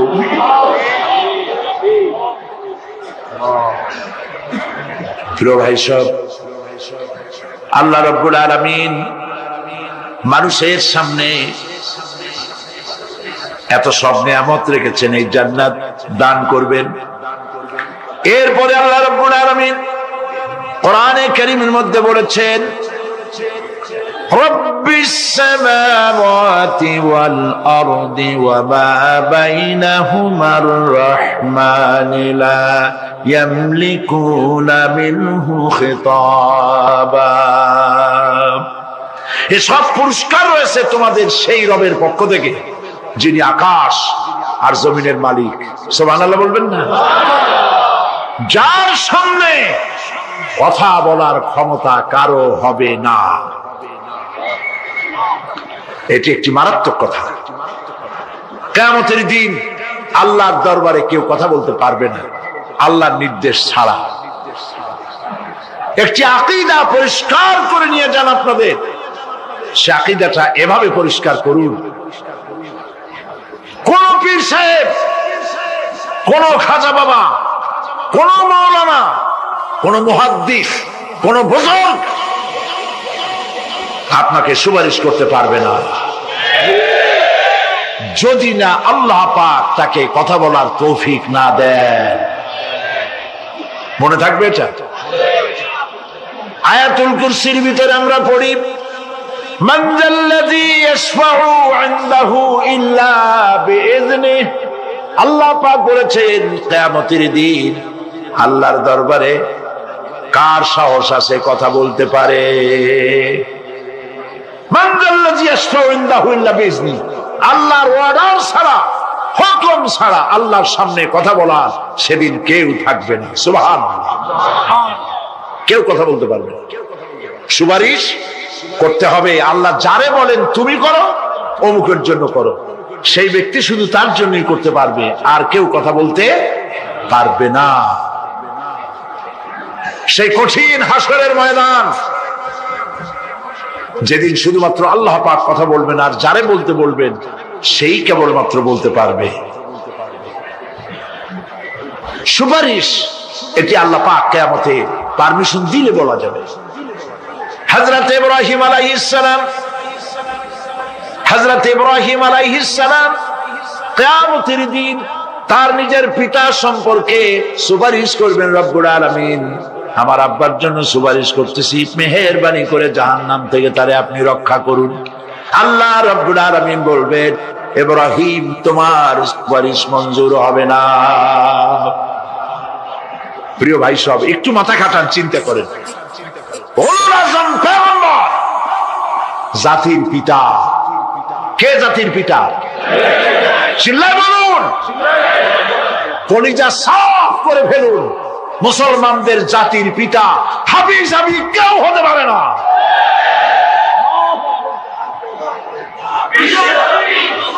মিল্লাতা আবিকুম ইব্রাহিম,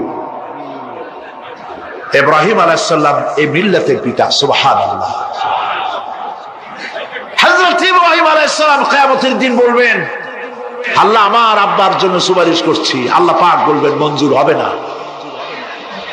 আসর তোমার পিতা হতে পারে, কিন্তু আমার খলিলকে আগুনে ফেলার জন্য নমরুদকে সে সহযোগিতা করেছে, আমি তোমার পিতাকে ক্ষমা করব না। নবী করিম সাল্লাল্লাহু আলাইহি সাল্লামকে সাহাবায়ে কেরাম জিজ্ঞেস করেছেন, হে রাসূল, আপনার আব্বা এবং আম্মার অবস্থা কি হবে? নবী করিম সাল্লাল্লাহু আলাইহি সাল্লাম কেঁদে ফেলেছেন, সব বলেছেন, আমি তাদের কোনো উপকারে আসব না। আল্লাহু আকবার। আপনি মনে করছেন নাকি যে ইয়া নবী সালাম আলাইকা বলি অমনি নবী সুপারিশ পাবেন? এত সহজ। কতগুলো রসগোল্লা খাইলেন আর বড় একটা মিছিল করলেন আর অমনি চলে যাবেন? পৃথিবীর সব মানুষ, সাহাবায়ে কেরাম বাদ দেন, পৃথিবীর সমস্ত মানুষ একত্রিত হয়ে আবু তালেব রাসূলুল্লাহকে যে ভালোবেসেছেন, ওর 1000 ভাগের 1 ভাগও সারা দুনিয়ার মানুষ রাসূলুল্লাহকেই ভালোবাসতে পারবে? পারবে? নিজের ছেলে আলীকে, আলী রাদিয়াল্লাহু তাআলা আনহুকে আলাদা বিছানায় শোয়াইয়া, ছোট্ট মানুষ হযরত আলী আলাদা জায়গায় রাখিয়া মুহাম্মদুর রাসূলুল্লাহ সাল্লাল্লাহু আলাইহি ওয়াসাল্লাম এতিম মানুষ তারে কলিজার সাথে বুকের মধ্যে আশ্রয় দিয়ে আগলে রেখেছেন বুক ভরে। সেই আবু তালেব মৃত্যুর সময় নবী করিম সাল্লাল্লাহু আলাইহি ওয়াসাল্লাম বলেছিলেন, চাচা একটি বার আমার কানে তাওহীদের কালেমা শোনায় দেয়। আবু তালেব তার কিসমতে ছিল না কালেমা। মরে যাওয়ার পর একজন সাহাবী বলেছিলেন, ইয়া রাসূলুল্লাহ, মৃত্যুর সময় আবু তালেবের মুখ আমি নড়তে দেখেছি, তিনি কালেমা পড়েছেন সম্ভবত। রাসূলুল্লাহ সাফ বলেছেন, আমি শুনি নাই। এত ভালোবাসার পরেও হাদিস শরীফে এসেছে আবু তালেব জাহান্নামে যাবে। কোথায় যাবে? জাহান্নামে। সবচাইতে কম আযাব হবে কার? আবু তালেবের। কম আযাবটা কি? হাদিস শরীফে এসেছে কম আযাব হলো জাহান্নামের আগুন দিয়ে 1 জোড়া জুতা তৈরি করে আবু তালেবের পায়ে পরিয়ে দেওয়া হবে।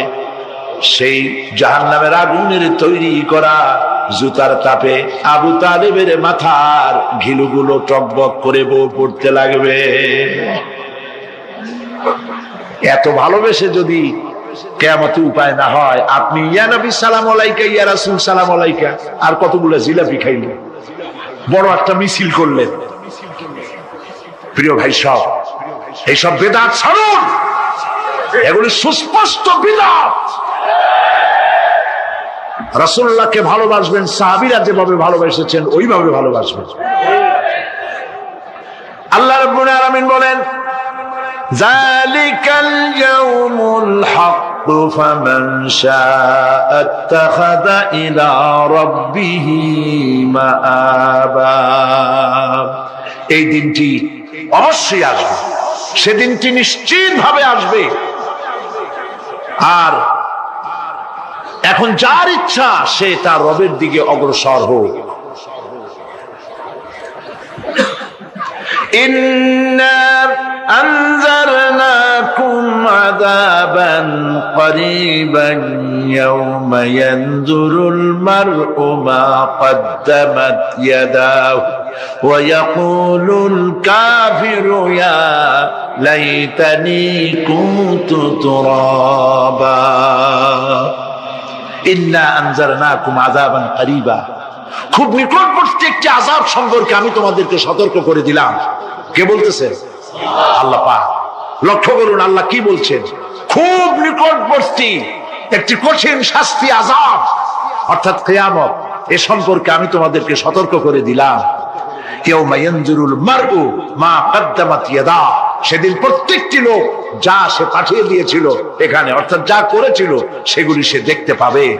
আর তখন ওয়ায়াকুলুল কাফিরু ইয়া লাইতানি কুনতু তুরাবা, সেই কিয়ামতের ময়দানে অবস্থা দেখে কাফেররা বলবে, আহারে মানুষ না হইয়া যদি মাটি হইয়া যেতাম, যদি মাটি হতাম, যদি মানুষ না হয়ে না জন্মতাম, আজ এই হাসরের ময়দানে এইখানে এই বিচারের মুখোমুখি হতাম না, মাটি হইলে বরং অনেক ভালো হতো।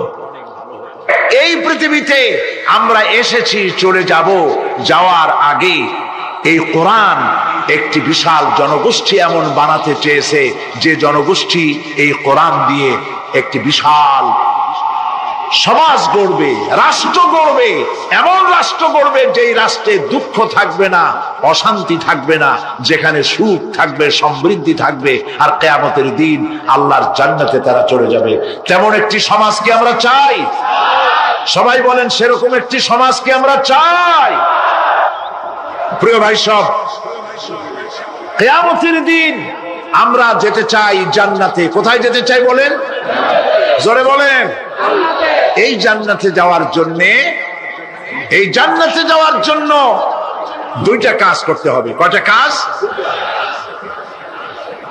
আল্লাহ রাব্বুল আলামিন বলেন, ফামান কানা ইয়ারজু লিকা রাব্বিহি ফালইয়ামাল আমালান সালিহান ওয়া লা ইউশরিক বিইবাদাতি রাব্বিহি আহাদা। আল্লাহ পাক বলেন, যে বাজারা আমার সঙ্গে দেখা করতে চায় কিয়ামতে, দুইটা কাজ করা লাগবে। বলেন কয়টা কাজ? একটা হলো নেক আমল। কি আমল বলেন? নেক আমল। নেক আমল কারে বলে? নেক আমল করতে হলে আবার দুইটা শর্ত লাগে। এক নম্বরে কাজটা করতে হবে আল্লাহরে খুশি করার জন্য। কারে খুশি করার জন্য? একটা মাদ্রাসা বানাইছি যাতে লোকেরা বলে যে বড় একটা মাদ্রাসা বানাইছে, এই জন্য মাদ্রাসা বানাবেন, মসজিদ বানাবেন, হসপিটাল বানাবেন, যা কিছু করেন নিয়ত হবে আল্লাহকে খুশি করা। নিয়ত হবে কারে খুশি করা? আল্লাহ পাককে খুশি করা। এই হলো নেক আমলের প্রথম শর্ত, কাজ হবে আল্লাহকে খুশি করার জন্য।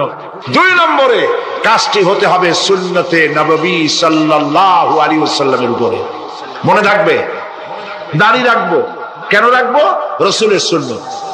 রাখবো কারে খুশি করার জন্য? আল্লাহকে খুশি করার জন্য। রাখবো কার মতো? রবীন্দ্রনাথের মতো, কার্ল মার্কসের মতো, কবির মতো নয়। রাখতে হবে কার মতো? নবীর মতো। বুঝে নেন, কাজটা হতে হবে আল্লাহকে খুশি করার জন্য। দুই নম্বরে কাজটা হতে হবে সুন্নতে নববী সাল্লাল্লাহু আলাইহি ওয়াসাল্লামের উপরে হতে হবে। তাহলে এই হলো এক নম্বর। জান্নাতে যাওয়ার জন্য, আল্লাহর সাথে দেখা করার জন্য এক নম্বরের কাজ হলো নেক আমল। বলেন এক নম্বরের কাজ কি? দুই নম্বরের কাজ ওয়ালা ইউশরিক বিইবাদাতি রাব্বিহি আহাদা। আল্লাহ রাব্বুল আলামিনের ইবাদতের সাথে কাউকে শরীক স্থাপন করা যাবে না। আমরা যারা মুসলমান, অধিকাংশ মুসলমান শিরকের ভিতরে মুবতলা হয়ে আছে। বিশ্বাস করেন কিনা বলেন? কাফেররা তো মুশরিক আছেই, ওরা তো মুশরিক আছেই, কিন্তু আমরা মুসলমানেরা আমাদের আমলের মধ্যে, আমাদের অজান্তে সবের নিয়তে অনেক শিরক আমরা করে বসি। নাউজুবিল্লাহ। বলেন নাউজুবিল্লাহ। এই জন্য আমি বারবার সতর্ক করি, নিজেকেও করি, আপনাদেরকেও করি। এই কারণে করি, শিরকের গুনাহ আল্লাহ মাফ করবেন না। ইন্না শিরকা লাযুলমুন আযীম। শিরক মস্ত বড় অপরাধ, জুলম, আল্লাহ মাফ করবেন না। আল্লাহর কাছে কান্দে কান্দে মাপ চাওয়া লাগবে যে আল্লাহ শিরক থেকে আমাকে রক্ষা করো, বাঁচাও। অনেক গোপন শিরক আছে। মাজারে যান, পীর সাহেবের কাছে যান, মনে যদি নিয়ত থাকে উনি ফু দিলে আমি ভালো হবই, উনি তাবিজ দিলে আমার বাচ্চা হবেই, উনি আমারে দয়া করলেই আমার ব্যবসায় উন্নতি হবেই, এইটার নাম শিরক। এটার নাম কি? ওয়াইজা সাআলতা ফাসআলিল্লাহ ওয়াইজা ইসতাআনতা ফাসতাইন বিল্লাহ। যা বলার আল্লাহরে বলো, আর যা চাওয়ার কার কাছে চাও? চিল্লায় বলেন। কলিজাটাকে পরিষ্কার করে দেন আজকের মাহফিলে। এই কলিজায় কারো প্রতি কোনো ভয় রাখবো না আল্লাহ ছাড়া। ভয় করবো কারে বলেন? মহব্বত আল্লাহ ছাড়া, এত বেশি মহব্বত আর কাউকে করব না। আল্লাহ তাআলা আমাদের কলিজায় তোমার ভয় এবং মহব্বত দিয়ে ভরে দাও। রাসূলের মহব্বত দিয়ে আমাদের দিলকে ভরে দাও। বিশ্বাস করুন ভাই সাহেব, কোরআন শরীফ আমার সামনে, বিশ্বাস করুন। দেশি পীর, বিদেশি পীর, খাজা বাবা দেশি এবং বিদেশি, কেউ আপনার ভাগ্য বদলাই দিতে পারবে না। এই পিছনে দৌড়ায় দৌড়ায় কোনো লাভ নয়।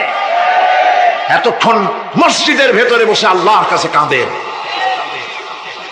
ওয়াকালা রাব্বুকুম উদউনি আস্তাজিব লাকুম। তোমার রব বলেছে আমারে ডাকো, আমি ডাকের সাড়া দিয়ে দেব। সুবহানাল্লাহ। আর আল্লাহ বলেছেন আমার ইবাদতের সাথে কাউকে শরীক করবে না। খবরদার। আলাইসাল্লাহু বিকাফিন আবদা। আল্লাহ প্রশ্ন করছেন, আলাইসাল্লাহু বিকাফিন আবদা, আমি কি আমার বান্দার জন্য যথেষ্ট নই? চিল্লায় বলুন অবশ্যই যথেষ্ট। আবার বলেন অবশ্যই যথেষ্ট। কলিজা সাফ করে ফেলেন। সম্রাট শাহজাহান, দিল্লির সম্রাট, হাবিজাবি সম্রাট না, দিল্লির সম্রাট। এখন কোথায়? কবরের মধ্যে। কবি বলতেছেন, শাহনে জাহাं को जिन्हें फकर से देते थे बाज, शाहने जहां को जिन्हें फकर से देते थे बाज, वाज कब्र में है सूरह अलहम्दु की मोहताज। সারা ভারতবর্ষ যারা ট্যাক্স দিয়ে নিজেকে সৌভাগ্যবান বলে মনে করত, সে আজ কবরের মধ্যে ভিক্ষুকের মতো সূরা আল-হামদুর মতো একটি সূরার মুহতাজ হয়ে ভিক্ষুকের মতো শুয়ে আছে। সম্রাট শাহজাহান মসজিদে বসে আছে, এক ফকির ঘুরতেছে। লোকেরা কয় ছোটবেলা থেকেই তোমার খয়রাত করতে দেখলাম, ভিক্ষা কি জীবনেও যাবে না তোমার? লোকটি বলছে, আমি ভিক্ষা করবো ছাড়া আমার উপায়টা কি? এই লোকটি আমি ভিক্ষা করা ছাড়া করবো কি? লোকেরা তো আমার 60 টাকা, 50 টাকা, 100 টাকা দেয় না, 4 আনা 5 আনা 1 টাকা এই আমার দেয়। এ দিয়ে আমি বড় লোক হবো কেমন? লোকটি বলছে, আচ্ছা দেখো, তুমি তো জায়গা মতো যাইতে পারো নাই, বাদশার কাছে যাও, এমন দেওয়া দেবে জীবনে আর খয়রাত করা লাগবে না। তো বাদশার কাছে কি খয়রাতি যাইতে পারে কোনোদিন? হ্যাঁ, এখন পারবা। কেমনে? সম্রাট শাহজাহান এখন একা একা মসজিদে আছেন। তখনকার এসব বাদশারা অনেকে নামাজি ছিলেন, দিনদার ছিলেন। ফকির দরজার কাছে দাঁড়াইয়া দেখতে পাচ্ছে কেউ নাই, দেহরক্ষীরা দূরে দূরে দাঁড়ানো। বাদশাহ মসজিদের ভেতরে বসে হাত তুলে ঝুলতেছে আর কাঁদতেছে, চোখের পানি দিয়া দাঁড়িয়ে ভিজে ভিজে করছে। এই দৃশ্য অনেকক্ষণ দেখলো ফকির। কিছুক্ষণ পর সম্রাট শাহজাহান মসজিদ থেকে বেরিয়ে আসছে। ফকির বলছে, আসসালামু আলাইকুম হুজুর। তিনি বললেন, ওয়ালাইকুম আসসালাম। চলে গেল। বাদশা বলল, আমার কাছে তো কেউ আইসা কিছু না চাইয়া তো যায় না, এরে দেখলাম খয়রাতির মতো কিছু চাইলো না, বেটা ভয় করলো নাকি? এদিকে আসো। আসছে। ভয় পাইছো? কয় না, ভয় পাইনি। তো কিছু যে চাইলে না? ফকির বলছে, জাহাপানা সত্যিই কিছু চাইতে আসছিলাম। তারপর চাইলে না কেন? ফকির বলছে, জাহাপানা সারা জীবন ভিক্ষা করেছি, আর আজ দিল্লির সম্রাটের কাছে বেশি পাওয়ার লোভে এসেছি না, কিন্তু আপনার দশা দেখা আমার জ্ঞানের চোখ খুলে গেছে। আমি লক্ষ্য করে দেখলাম, আমি সম্রাটের কাছে চাইতে এসেছি, হাত তুলি নাই, বিনয় প্রকাশ করি নাই, চোখের পানি ফেলি নাই, কিন্তু লক্ষ্য করে দেখলাম দিল্লির সম্রাট আমার চাইতেও বড় ভিক্ষুকের মতো আবার কোন সম্রাটের কাছে হাত তুলে কান্দে। আমার জ্ঞানের চোখ খুলে গিয়েছে, আমি বুঝতে পেরেছি সম্রাট কান্দে যেই সম্রাটের কাছে, তারে ছাড়া আর কারো কাছে জীবনে চাইব না। এই কথাই সূরা ফাতিহায় প্রত্যেকদিন পড়ি, বুঝি না কি পড়ি। ইয়াকা না'বুদু ওয়া ইয়াকা নাস্তাঈন। আয় আল্লাহ, একমাত্র তোমার গোলামি করি আর তোমার কাছে সাহায্য চাই, তুমি ছাড়া কারো কাছে সাহায্য চাই না। কলিজা সাফ করুন, কোন মরা পীর, কোন জিন্দা পীর আপনার মনের আশা পুরা করতে পারবে না, পারবে না, পারবে না।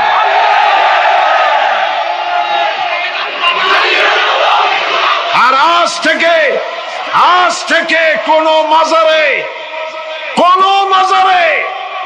টাকা দিবেন না, পয়সা দিবেন না, আগরবাতি দিবেন না, মোমবাতি দিবেন না, গোলাপ পানি দিবেন না। কারা কারা দিবেন না হাত উঁচু করে দেখা।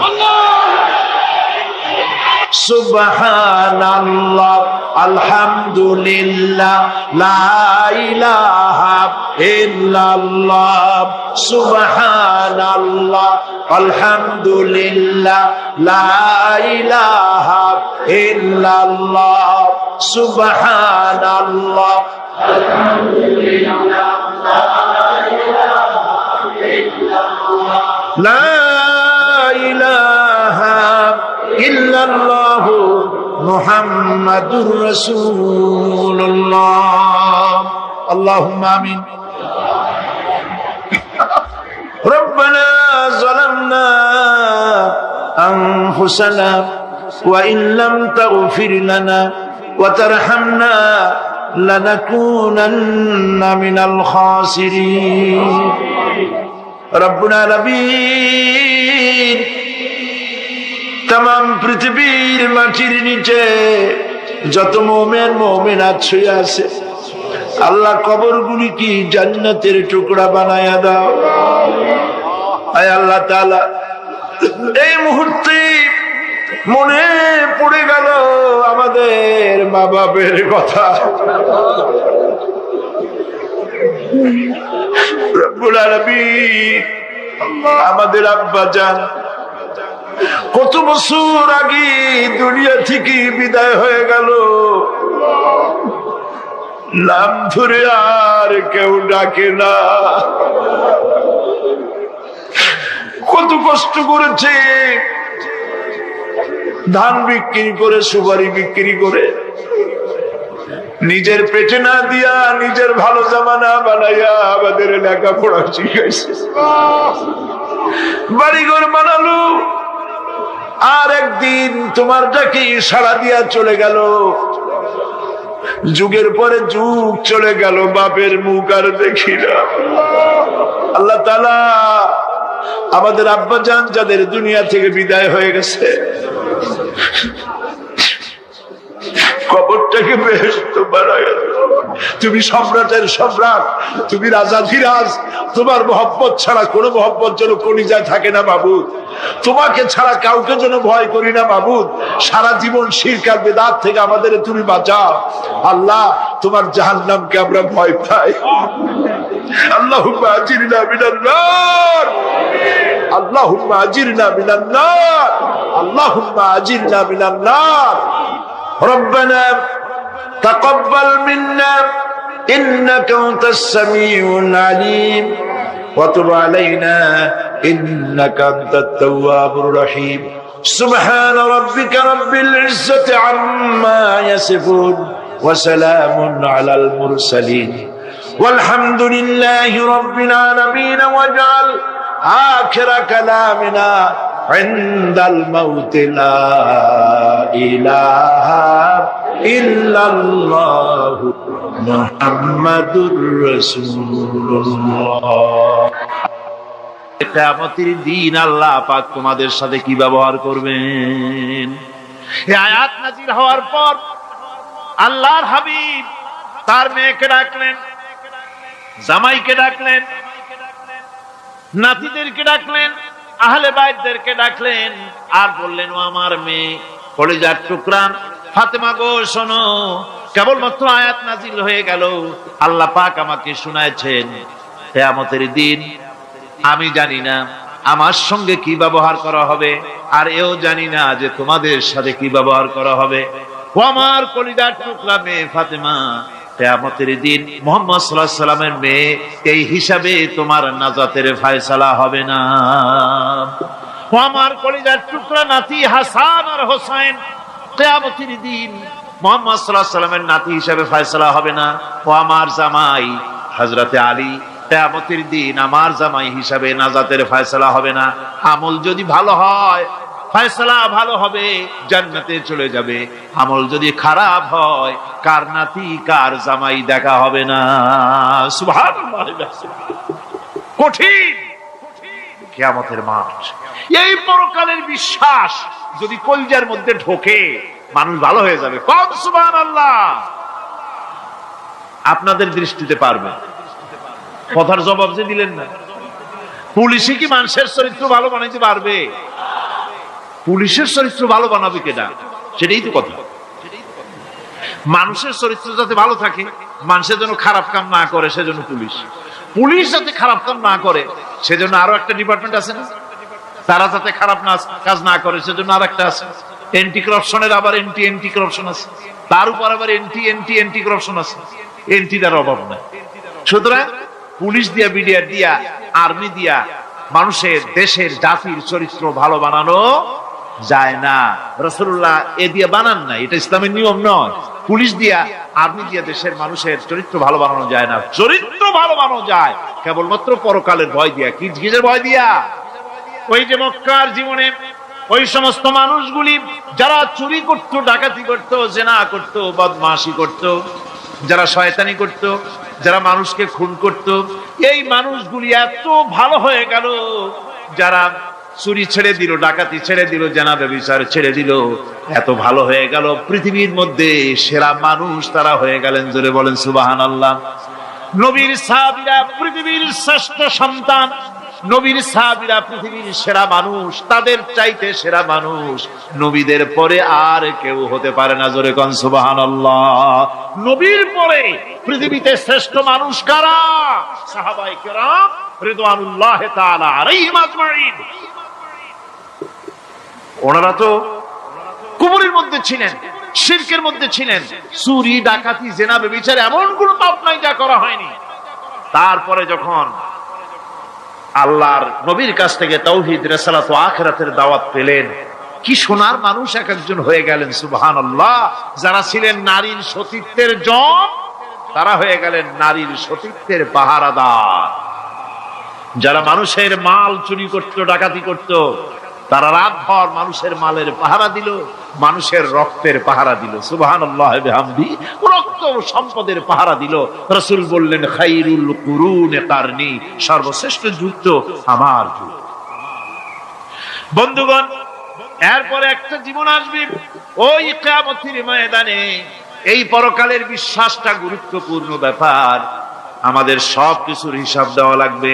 আল্লাহ পাক বলেন, ইন্নাস সামআ ওয়াল বাসারা ওয়াল ফুআদা কুল্লু উলাইকা আনহু মাসউলা। নিঃসন্দেহে মানুষের শ্রবণ শক্তি, দর্শন শক্তি এবং তার অন্তঃকরণের কল্পনা সম্পর্কে আল্লাহ রাব্বুল আলামিনের কাছে জিজ্ঞাসিত হতে হবে। কান দিয়া কি করেছিলা, চোখ দিয়া কি করেছিলা, মুখ দিয়া কি করেছিলে, হাত দিয়ে কি করেছিলে, সবকিছুর জবাব আল্লাহ রাব্বুল আলামিনের কাছে দিতে হবে। সবটার জবাব দিতে হবে, কোনো কিছু বাদ যাবে না। এমনকি মনের ভিতরে যে কল্পনা আমরা করি, এই কল্পনার হিসাবও আল্লাহর দরবারে দিতে হবে। কোরআনে কারীম বলছেন, ওয়া ইন তুবদু মা ফি আনফুসিকুম আও তুখফুহু ইউহাসিবকুম বিহিল্লাহ। মনের ভিতরে তুমি যেটা কল্পনা করো সেটা প্রকাশ করো অথবা তুমি গোপন রাখো, যাই তুমি করো না কেন আল্লাহ রাব্বুল আলামিন এর হিসাবও তোমার কাছে নেবেন। ফায়াগফিরু লিমান ইয়াশাউ ওয়া ইউআযযিবু মান ইয়াশাউ ওয়াল্লাহু আলা কুল্লি শাইইন কাদির। মহান আল্লাহ পাক বলেন, করার পর তোমার মনের ভিতরে কি কল্পনা করেছিলে ওইটার হিসাব আমি নেব। হিসাব নেওয়ার পর যারে খুশি ক্ষমা করে দেব, যাকে খুশি শাস্তি প্রদান করব। সবকিছুর উপরে আল্লাহ রাব্বুল আলামিন শক্তিমান, সব তিনি করতে পারেন, সমস্ত কুদরত রয়েছে তার। সুতরাং মানুষদেরকে, আল্লাহর বান্দাদেরকে বিশ্বাস করতে হবে যে আমার কোনো কথা বাদ যাবে না, কথাগুলি রেকর্ড হচ্ছে, কথা রেকর্ড হচ্ছে। আমি যে ওয়াজ করতেছি এই কথাগুলি রেকর্ড হচ্ছে নাকি হচ্ছে না? অনেক টেপ রেকর্ডার রেকর্ড হচ্ছে, অডিও ভিডিও হচ্ছে। আজ থেকে 50 বছর পর যদি এই রেকর্ড বাজানো হয়, আমাকে যদি বলা হয় যে আপনি অমুক জায়গায় অমুক কথা বলেছেন, আমি যদি বলি না আমি কথা বলি নাই, তারপরে যদি রেকর্ড বাজানো হয় তাহলে আমি কথা যে বলি নাই যদি বলি তাহলে এটা ধরা পড়বে না? সেখানে ধরা পড়বে না? তাহলে এই মানুষের কথা প্লাস্টিকের ফিতায় রেকর্ড করে 50 বছর 100 বছর 200 বছর 500 বছর যদি প্লাস্টিকের ফিতায় এটাকে চলচ্চিত্র করে অথবা টেপ রেকর্ডারে করে যদি ধরে রাখা যায়, এই বুদ্ধিটা কে দিলেন কন্ত দেখি? সবাই কন্যা বুদ্ধিটা দিলেন কে? যে আল্লাহ রাব্বুল আলামিন মানুষের মাথায় বুদ্ধি দিলেন, যার দ্বারা সে মানুষের কথাবার্তা অ্যাক্টিভিটি সব ধরে রাখতে পারে। সে আল্লাহ রাব্বুল আলামিন বুঝি আপনার আমার কথা এবং আপনার আমার অ্যাক্টিভিটিস কে তিনি বুঝি ধরে রাখতে পারবেন না কিয়ামত পর্যন্ত? পারবেন কিনা? সেজন্য রব্বুল আলামিন বলেন, মা ইয়ালফিযু মিন কাওলিন ইল্লা লাদাইহি রাকীবুন আতীদ। সমস্ত কথা রেকর্ড হচ্ছে। সুবহানাল্লাহ কোন জোরে! সমস্ত কথা রেকর্ড হচ্ছে, একটা কথাও বাদ যাবে না। মুখ আছে বলি কথা বলবেন তা না, হিসাব করে কথা বলতে হবে। গীবত গাওয়া যাবে না, মিথ্যা কথা বলা যাবে না, মিথ্যা ওয়াদা করা যাবে না। মিথ্যা ওয়াদার তো মৌসুম এসে গেছে। কি কোন বোঝেন কথা? হ্যাঁ, মিথ্যা ওয়াদা মৌসুম এসে গেছে। এখন মৌসুমে বাহার মিথ্যা বলার। কত সুন্দর সুন্দর ওয়াদা, সোনা দিয়া রাস্তা বানায় দেবে। অভুক্ত মানুষদের বলা হয় না খেয়ে মরবেন না, কিন্তু কি খেয়ে মরবে তাও কয়। আমরা যদি যাইতে পারি তাহলে মটকির মতো রসগোল্লা বানাই, গরুর গাড়ির চাকার মতো জিলাপি বানাই, খাইতে গিয়ে হা করে চিত হয়ে থাকি। কত রঙিন রঙিন কথা। মিথ্যা ওয়াদার সময় এসেছে। ভাইরা আমার, পরকাল যদি বিশ্বাস করে সেই ব্যক্তি কিছুতেই মুখ আছে বলেই যা খুশি বলবে না, পরনিন্দা করবে না, পরচর্চা করবে না, হাত আছে বলেই যা তা লিখবে না। ঘটনা হইল একটা লিখলো আর একটা, কলম একটা আছে বলেই যা খুশি তা লেখা যায় না, মুখ আছে বলেই যা খুশি তা বলা যায় না, চোখ আছে বলেই যা খুশি তা দেখা যায় না। গরু খাওয়া জায়েজ করা হয়েছে বলে গরুর লেজ থেকে মাথা পর্যন্ত পাইকারি দরে সব খাওয়া যায় না। গরু খাওয়া হারাম না হালাল? হালাল। পাইকারি দরে লেজ থেকে মাথা পর্যন্ত সব খাওয়া হালাল না। ওর মধ্যে আল্লাহ কিছু হারাম রেখে দিছে, সেগুলোকে বাইসে খাইতে হবে। আল্লাহ দেখতে চান পাইকারি দরে জমের খাওয়া খাও না আমার হারাম গুলি বাদ দিয়া খাও, নিষেধ করা গুলি বাদ দিয়া খাও। মুখ আছে বলেই যা খুশি তা বলা যাবে না, কান আছে বলেই যা খুশি তা শোনা যাবে না, চোখ আছে বলেই যা খুশি তা দেখা যাবে না, হাত পা আছে বলেই যা খুশি তা করা যাবে না। সবটার পেছনে আল্লাহ রাব্বুল আলামিনকে ভয় করা লাগবে। মহান আল্লাহ রাব্বুল আলামিন বলে, বান্দারে তোমার সমস্ত কার্যাবলী এমনকি তোমার চাহনিটা পর্যন্ত কার দিকে কি নিয়তে তাকাইছো কেউ জানে না, আমি আল্লাহ রব্বুল আলামিন জানি। وَيَعْلَمُ خَائِنَةَ الْأَعْيُنِ وَمَا تُخْفِي الصُّدُورُ। তোমার অন্তঃকরণ কি জিনিস গোপন করে, আর তোমার চক্ষু কি লুকোচুরি খেলে, আমি টের পাই। সুবহানাল্লাহ বিহামদি। চশমার ফাঁক দিয়া কি দেখো, কারে দেখো, কি নজরে দেখো, সানগ্লাস পরিয়া কেউ ঠিক পায় না, আমি ঠিক পাই। সুবহানাল্লাহ, জোরে কান সুবহানাল্লাহ। সুতরাং চোখের নজরের হিসাব হবে, হাতের কাজের হিসাব হবে, পায়ের চলার হিসাব হবে, আপনার বলার হিসাব হবে, মুখে যা বলেছেন, যা করেছেন, হাত পাও দিয়ে যা করেছেন, সবকিছুর হিসাব হবে কিয়ামতের দিন। আল্লাহর দরবারে সবকিছু উপস্থিত হবে, কোন জিনিস বাদ পড়বে না।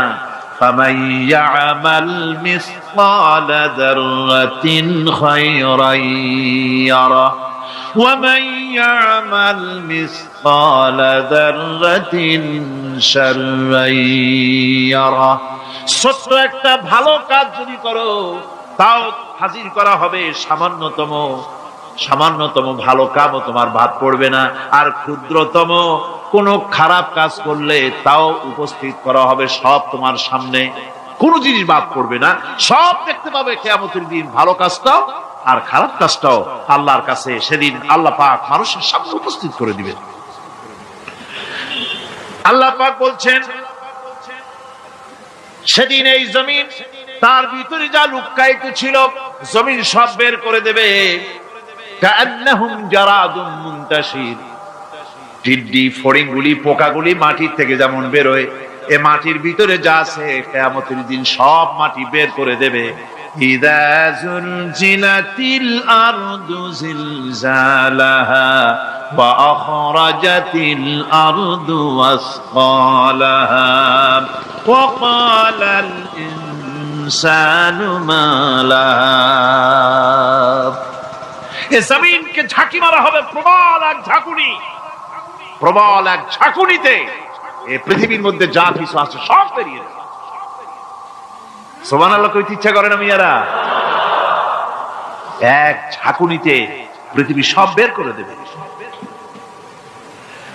মানুষ হয়রান হয়ে বলবে, কি হয়েছে, এ মাটির হলোটা কি? আমার বন্ধুগণ, মানুষ হয়রান হয়ে গিয়ে বলবে, মাটির কি হলো? আল্লাহ রাব্বুল আলামিন বলেন, ইয়াউমাইদিন তুহাদ্দিসু আখবারাহা বিআন্না রাব্বাকা আওহালাহা। জমিনের উপরে যা ঘটেছে, জমিন তা সব বের করে দেবে, সব প্রকাশ করে দেবে। আর এটা এই জন্য হবে যেহেতু তার রবের হুকুম হয়েছে, তার রব হুকুম করেছে, বের করে দে। জমিনের ভিতরে আছে যা সব বেরিয়ে যাবে, আকাশ ভেঙে পড়বে, পাহাড় উড়ে যাবে, জমিনের ভিতরে যা আছে সব উপরে চলে আসবে, পৃথিবীতে সব শেষ, কিচ্ছু নাই, আকাশ নাই, পাহাড় নাই, সমুদ্র নাই, সব একাকার, চন্দ্র নাই, সূর্য নাই, তারকা নাই, গ্যালাক্সি নাই, মহাশূন্য নাই, সব শেষ। আল্লাহ রাব্বুল আলামিন সমস্ত ফেরেশতাদেরকে শেষ করে দিবেন, সকলের মওত হয়ে যাবে, কেউ আর থাকবে না। এমনকি হযরতে আজরাইল মালাকুল মউত তিনিও থাকবেন না, সব আল্লাহ রাব্বুল আলামিন মৃত্যু করে দিবেন। এরপরে আল্লাহ রাব্বুল আলামিন একা তিনি বলবেন, ইয়া দুনিয়া, ইয়া দুনিয়া আইনা আনহারুকি, এ পৃথিবী তোর সেই সমুদ্রগুলো কোথায়, নদীগুলি কোথায়? ইয়া দুনিয়া আইনা আশজারুকি, হে দুনিয়া তোমার গাছগুলি কোথায়? এত বন বনানি, এত গাছ ছিল। ইয়া দুনিয়া আইনা জিবালুকি, হে পৃথিবী তোর জমিনে যত পাহাড় ছিল, পাহাড়গুলি কই? যত স্বৈরাচার ছিল জমিনের উপরে, যারা স্বৈরাচারী মনোবৃত্তি নিয়ে মানুষ ধ্বংস করেছে, দেশ ধ্বংস করেছে, মায়ের বুক খালি করেছে, ওই স্বৈরাচারগুলি কই? কোনো জবাব নাই। আল্লাহ পাকের পরে বলবেন, লিমানিল মুলকুল ইয়াউম, কার রাজত্ব? আজকে রাজত্বটা কার? আল্লাহ 3 বার আওয়াজ দিবেন, আজকে রাজত্ব কার? আল্লাহ পাক যখন 3 বার করে ডাক দিবেন, কোনো জবাব নাই, কোনো জবাব নাই। কে জবাব দেবে? আল্লাহ রাব্বুল আলামিনের সামনে কার ক্ষমতা আছে কথা বলার? কেউ তো নাই, সব শেষ। আল্লাহ পাক বলবেন লিল্লাহিল ওয়াহিদুল কাহ্হার, একমাত্র পরাক্রমশালী আল্লাহ রাব্বুল আলামিনের রাজত্ব আজ। সেই হাসরের মাঠে আমাদের সকলকে উপস্থিত হয়ে যেতে হবে। কেউ আমরা এখান থেকে বাঁচতে পারবো না, সবাই মৃত্যু। অপরাধীরা সেখানে অসহায় হয়ে যাবে, অপরাধীরা অসহায় হয়ে যাবে। আল্লাহ পাক বলেন فَإِذَا جَاءَتِ الصَّاخَّةُ يَوْمَ يَفِرُّ الْمَرْءُ مِنْ أَخِيهِ وَأُمِّهِ وَأَبِيهِ وَصَاحِبَتِهِ وَبَنِيهِ। অবশেষে যখন কান ফাটানো আওয়াজ আসবে, এই আওয়াজ সেদিন মানুষ নিজের মা বাপ ভাই বোন সব থেকে বিচ্ছিন্ন হয়ে যাবে, সব একের থেকে আরেকজন পালায় যাবে, হারায় যাবে, কেউ কাউকে আর খুঁজে পাবে না। সেদিন ওই কিয়ামতের মাঠে বিভীষিকাময় দৃশ্য, মানুষ হয়রান হয়ে যাবে। মাথার 1 হাত অথবা অর্ধ মাইল অথবা 1 বিগত এতটুকু উপরে ওই প্রকাণ্ড সূর্যটার তাপ আসবে, গুনাহগারের মাথার চান্দি ফেটে গিয়া মগজগুলি গলে গলে নাক কান দিয়ে বেয়ে পড়তে লাগবে, জিহ্বাটা কুকুরের মতো ঝুলে নাভিস্থল পর্যন্ত পড়ে যাবে। মাটিটা সূর্যের উত্তাপে তামার মতো গরম হয়ে যাবে। সারা হাসর জুড়ে আওয়াজ হবে পানি পানি পানি। মানুষেরা হয়রান হয়ে যাবে সেই হাসরের ময়দানে। এই চরম কষ্টের ভিতরে আল্লাহ রাব্বুল আলামিন বলেন সেদিন 2টো ভাগ হয়ে যাবে। একদল মানুষের চেহারা আলোয় ঝলমল হয়ে যাবে, আর একদল মানুষের চেহারাগুলি কালো হয়ে যাবে। উজুহু ইয়াওমাইদিন মুসফিরাতুন দাহিকাতুন মুস্তাবশিরা ওয়া উজুহু ইয়াওমাইদিন আলাইহা গাবারা। আল্লাহ পাক বলেন এক শ্রেণীর মানুষের চেহারা হাস্যোজ্জ্বল ঝলমলে হয়ে যাবে, আর এক শ্রেণীর মানুষের চেহারাগুলি কালো হয়ে যাবে। তারহাকুহা কাতারা উলাইকা হুমুল কাফারাতুল ফাজারা। একজন যুবককে সাপে কেটেছে। এখন সেই যুবকটা কবিরাজের কাছে আসছে, এসে বলছে স্যার আমাকে সাপে দংশন করেছে। এখন তখন তো কোনো মেশিন ছিল না যে কোন সাপ কি বিষ চেক করবে কেমনে। তো ওঝা এটাকে বোঝার জন্য কেমনে বোঝায় এটা আপনাকে, আচ্ছা আমি টুপিটাই নিলাম, যান একটা বাটি নিতেন, বাটিতে মরিচ বাটতেন, লবণ বাটতেন, মরিচ এক পাশে লবণ এক পাশে, বলতো এই এদিকে আসো, বলো তোমার জিহ্বাটা বের করো। জিহ্বাটা বের করতো, লবণটা দিত, মরিচটা দিত তার জিহ্বার উপরে, বলতো হাউ ইট টেস্ট, এটা সাপ কেমন আমাকে বলো। তো সাপে দংশিত যুবক বা মুরব্বী যদি বলতো যে স্যার আমার কাছে সাপটা কেমন যেন ঝালটা মরিচটা পাইনসা পাইনসা লাগে, তখন ওঝা বুঝে ফেলতেন যে এটা কোন নরমাল সাপ নয়, ধরা সাপ নয়, এটা বিষাক্ত সাপের ছোবল লেগেছে। কেমনে বুঝতো? কারণ সাপ যখন তার বিষ দিয়ে দংশন করে মানুষের দেহের প্রথম ক্ষতি কি হয়? জিহ্বার স্বাদ মরে যায়। তখন ঝালও পানসা মনে হয়, মিষ্টিও পানসা লাগে, কোনো কিছু স্বাদ তার বুঝে আসে না। এক্স্যাক্টলি মানুষের জীবনের সবচাইতে বিষাক্ত সাপের নাম হচ্ছে শয়তান, আর তার বিষের নাম হচ্ছে ওয়াসওয়াসা। মানুষ যখন শয়তানের ওয়াসওয়াসায় পড়ে যায়, সাপে কাটলে যেমন জিহ্বার স্বাদ মরে যায়, শয়তানের ওয়াসওয়াসায় পড়লে ইমানের স্বাদ মরে যায়। তখন কি হয়? বোরকা পড়তেও ভাল লাগে, পার্টি গিয়ে প্রেম করতেও ভাল লাগে। তখন কি হয়? তখন দাড়ি রাখতেও ভাল লাগে, জুব্বা পড়তেও ভাল লাগে, মসজিদের সভাপতি হতেও ভাল লাগে, সুদের ব্যবসা করতেও ভাল লাগে। অসুস্থ আত্মা, তখন ভালো কোনটা খারাপ কোনটা বুঝে আসে না। কথা বোঝেন নাই মনে হয় আপনারা। আমি আবরারুল হক আসিফ, আমার যদি ওয়াজ করতেও ভালো লাগে, আবার যদি আমার সুদ খাইতেও ভালো লাগে, ঘুষ খাইতেও ভালো লাগে, আমাকে বুঝতে হবে আমার আত্মা সুস্থ আত্মা নয়, আমার আত্মা অসুস্থ আত্মা। ঠিক কিনা বলে? আচ্ছা, এটা হচ্ছে অসুস্থ আত্মা। আর থার্ডটা খুবই ডেঞ্জারাস। এটা বলতে গেলে আমার নিজের মধ্যেই কম্পন তৈরি হয়ে যায়, আমি আপনাকে কি বলবো। কারণ এটা আসলে আমি আসিফের কথা হলে আপনি ভয় পেতেন না যে আসিফ হুজুর বলছে, এটা মিথ্যাও হতে পারে, not a big deal, let's take it out, বাদ এটা। কিন্তু আমার কথা না, যে এটা তো আল্লাহর কথা, এটা তো আমার কথা না, এটা আল্লাহর কথা। আল্লাহ বলছে যাদের হৃদয় মরে গেছে, অসুস্থ নয়, মৃত আত্মা, এরা কারা? আল্লাহ বলছেন উলাইকা কাল আনআম, এতটুকুই শেষ নয়, বাল হুম আযাব। আল্লাহ বলছে কুকুরের চাইতে খারাপ, আপনি আমি কুকুরের চাইতে খারাপ, আল্লাহ বলছে। আচ্ছা বলেন এবার, এই পৃথিবীতে সবচেয়ে সৃষ্টির সেরা জীব কারা?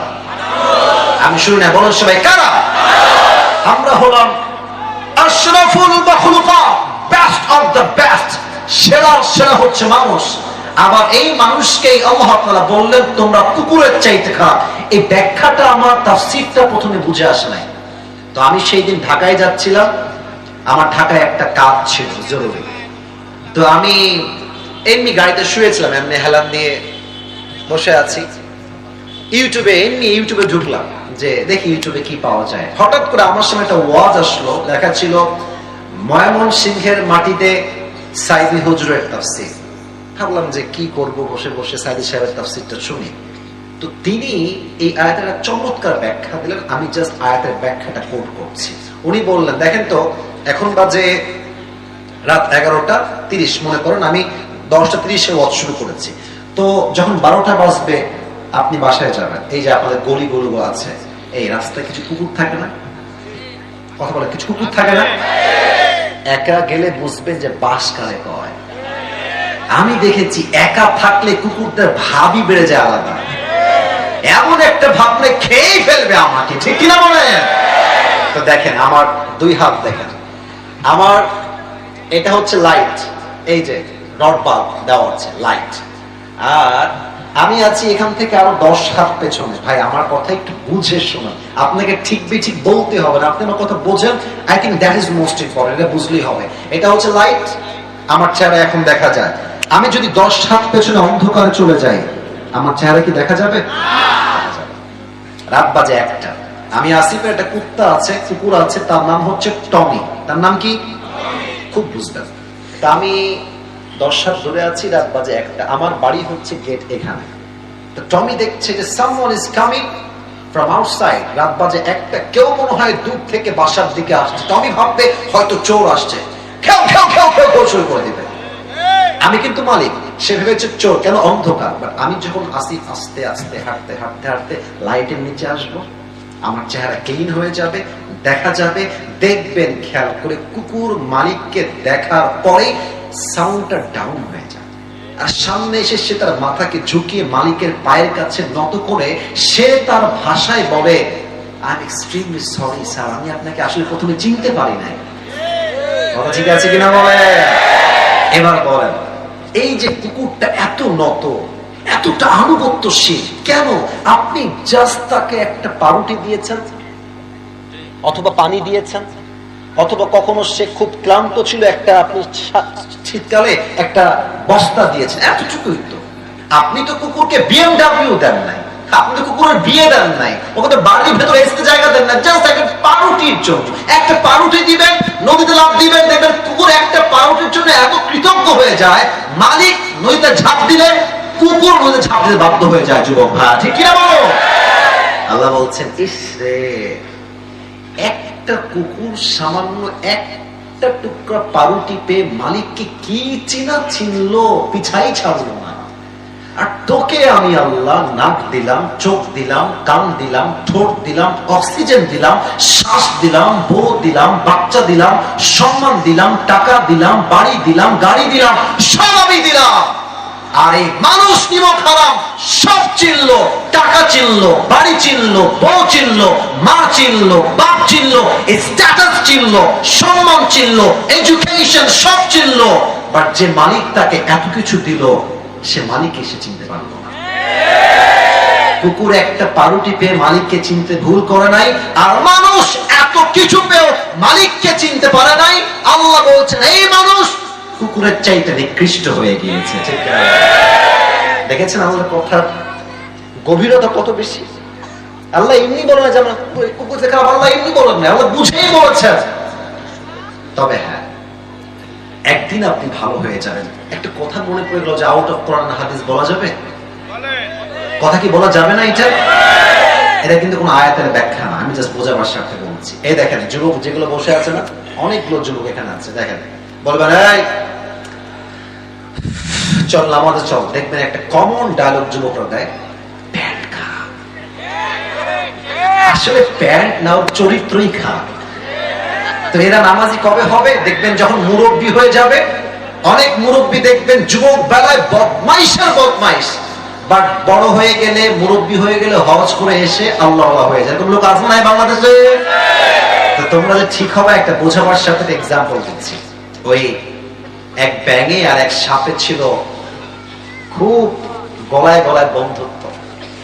তো একদিন ব্যাঙ সাপকে বলছে যে বন্ধু, তোমার যে চেহারা জাস্ট ওয়াও, এত সুন্দর চেহারা, আর তোমার যে গায়ের রং ব্ল্যাক কালার জাস্ট ওয়াও, আর তুমি যখন এমনি ফটো তুলো ফস ফস ফস ফস করো, জাস্ট লুকিং লাইক আ ওয়াও, অসাধারণ বন্ধু। সাপ বলছে কি রে, আমি কি সত্যি এত সুন্দর নাকি? লজ্জায় মাথা নত হয়ে গেছে, খুব লজ্জা পাচ্ছে, খুব খুশি হয়েছে সাপটা ব্যাঙের মুখে এত প্রশংসা। তো ব্যাঙ প্রশংসা করতে করতে বলছে যে বন্ধু সবই ঠিকঠাক আছে, তবে তোমার একটা বিষয় আমার মোটেও ভালো লাগে না। সাপ বলছে কি রে, কোন বিষয়? বলছে বন্ধু তোমার চেহারাও সুন্দর, রঙও সুন্দর, ফসফসও ঠিকঠাক আছে, বাট যখন তুমি রাস্তা দিয়ে হাঁটো সোজা হয় না, তিরিং বিড়িং করে হাঁটো, এটা ভালো লাগে না। তো সাপ বলছে এত বড় সাহস, কি আমার ভুল ধরিস? এমনি ফস করে উঠছে।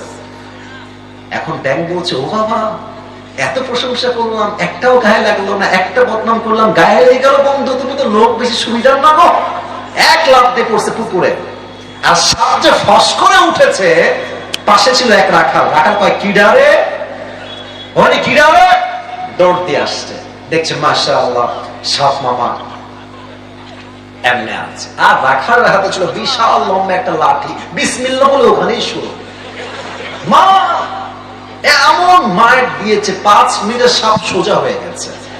এখন 2 ঘন্টা হয়ে যায়, সাপের কোনো ফসফস নাই। ব্যাঙ বলে কি ব্যাপার বন্ধু আমার, হয়ে গেল ফসফস নাই কেন? উঠে আসছে, বন্ধু কোথায়? এসেই দেখছে বন্ধু তো আর বেকা নাই, বন্ধু সোজা হয়ে গেছে। আরে আমার বন্ধু সোজা হইলো কেমনে? দৌড় দিয়ে কাছে গেছে, দেখছে বন্ধু আর জিন্দা নাই, বন্ধু মরে ফেনা মেনা বিষ সব বের হয়ে গেছে। এবার ব্যাঙ বলছে বন্ধু আপনি সেই সোজা হইলেন, তবে ফেনা থাকতে আর সোজা হইতে পারলেন না, ফেনা বের হয়ে সোজা হইলেন। তো যুবকরা একদিন নামাজি হবে, একদিন দিন কায়েমের আন্দোলন করবে যুবক ভাইরা, তবে সময় থাকতে নয়, অসময় যখন তোমার বুঝ আসবে ওই সময়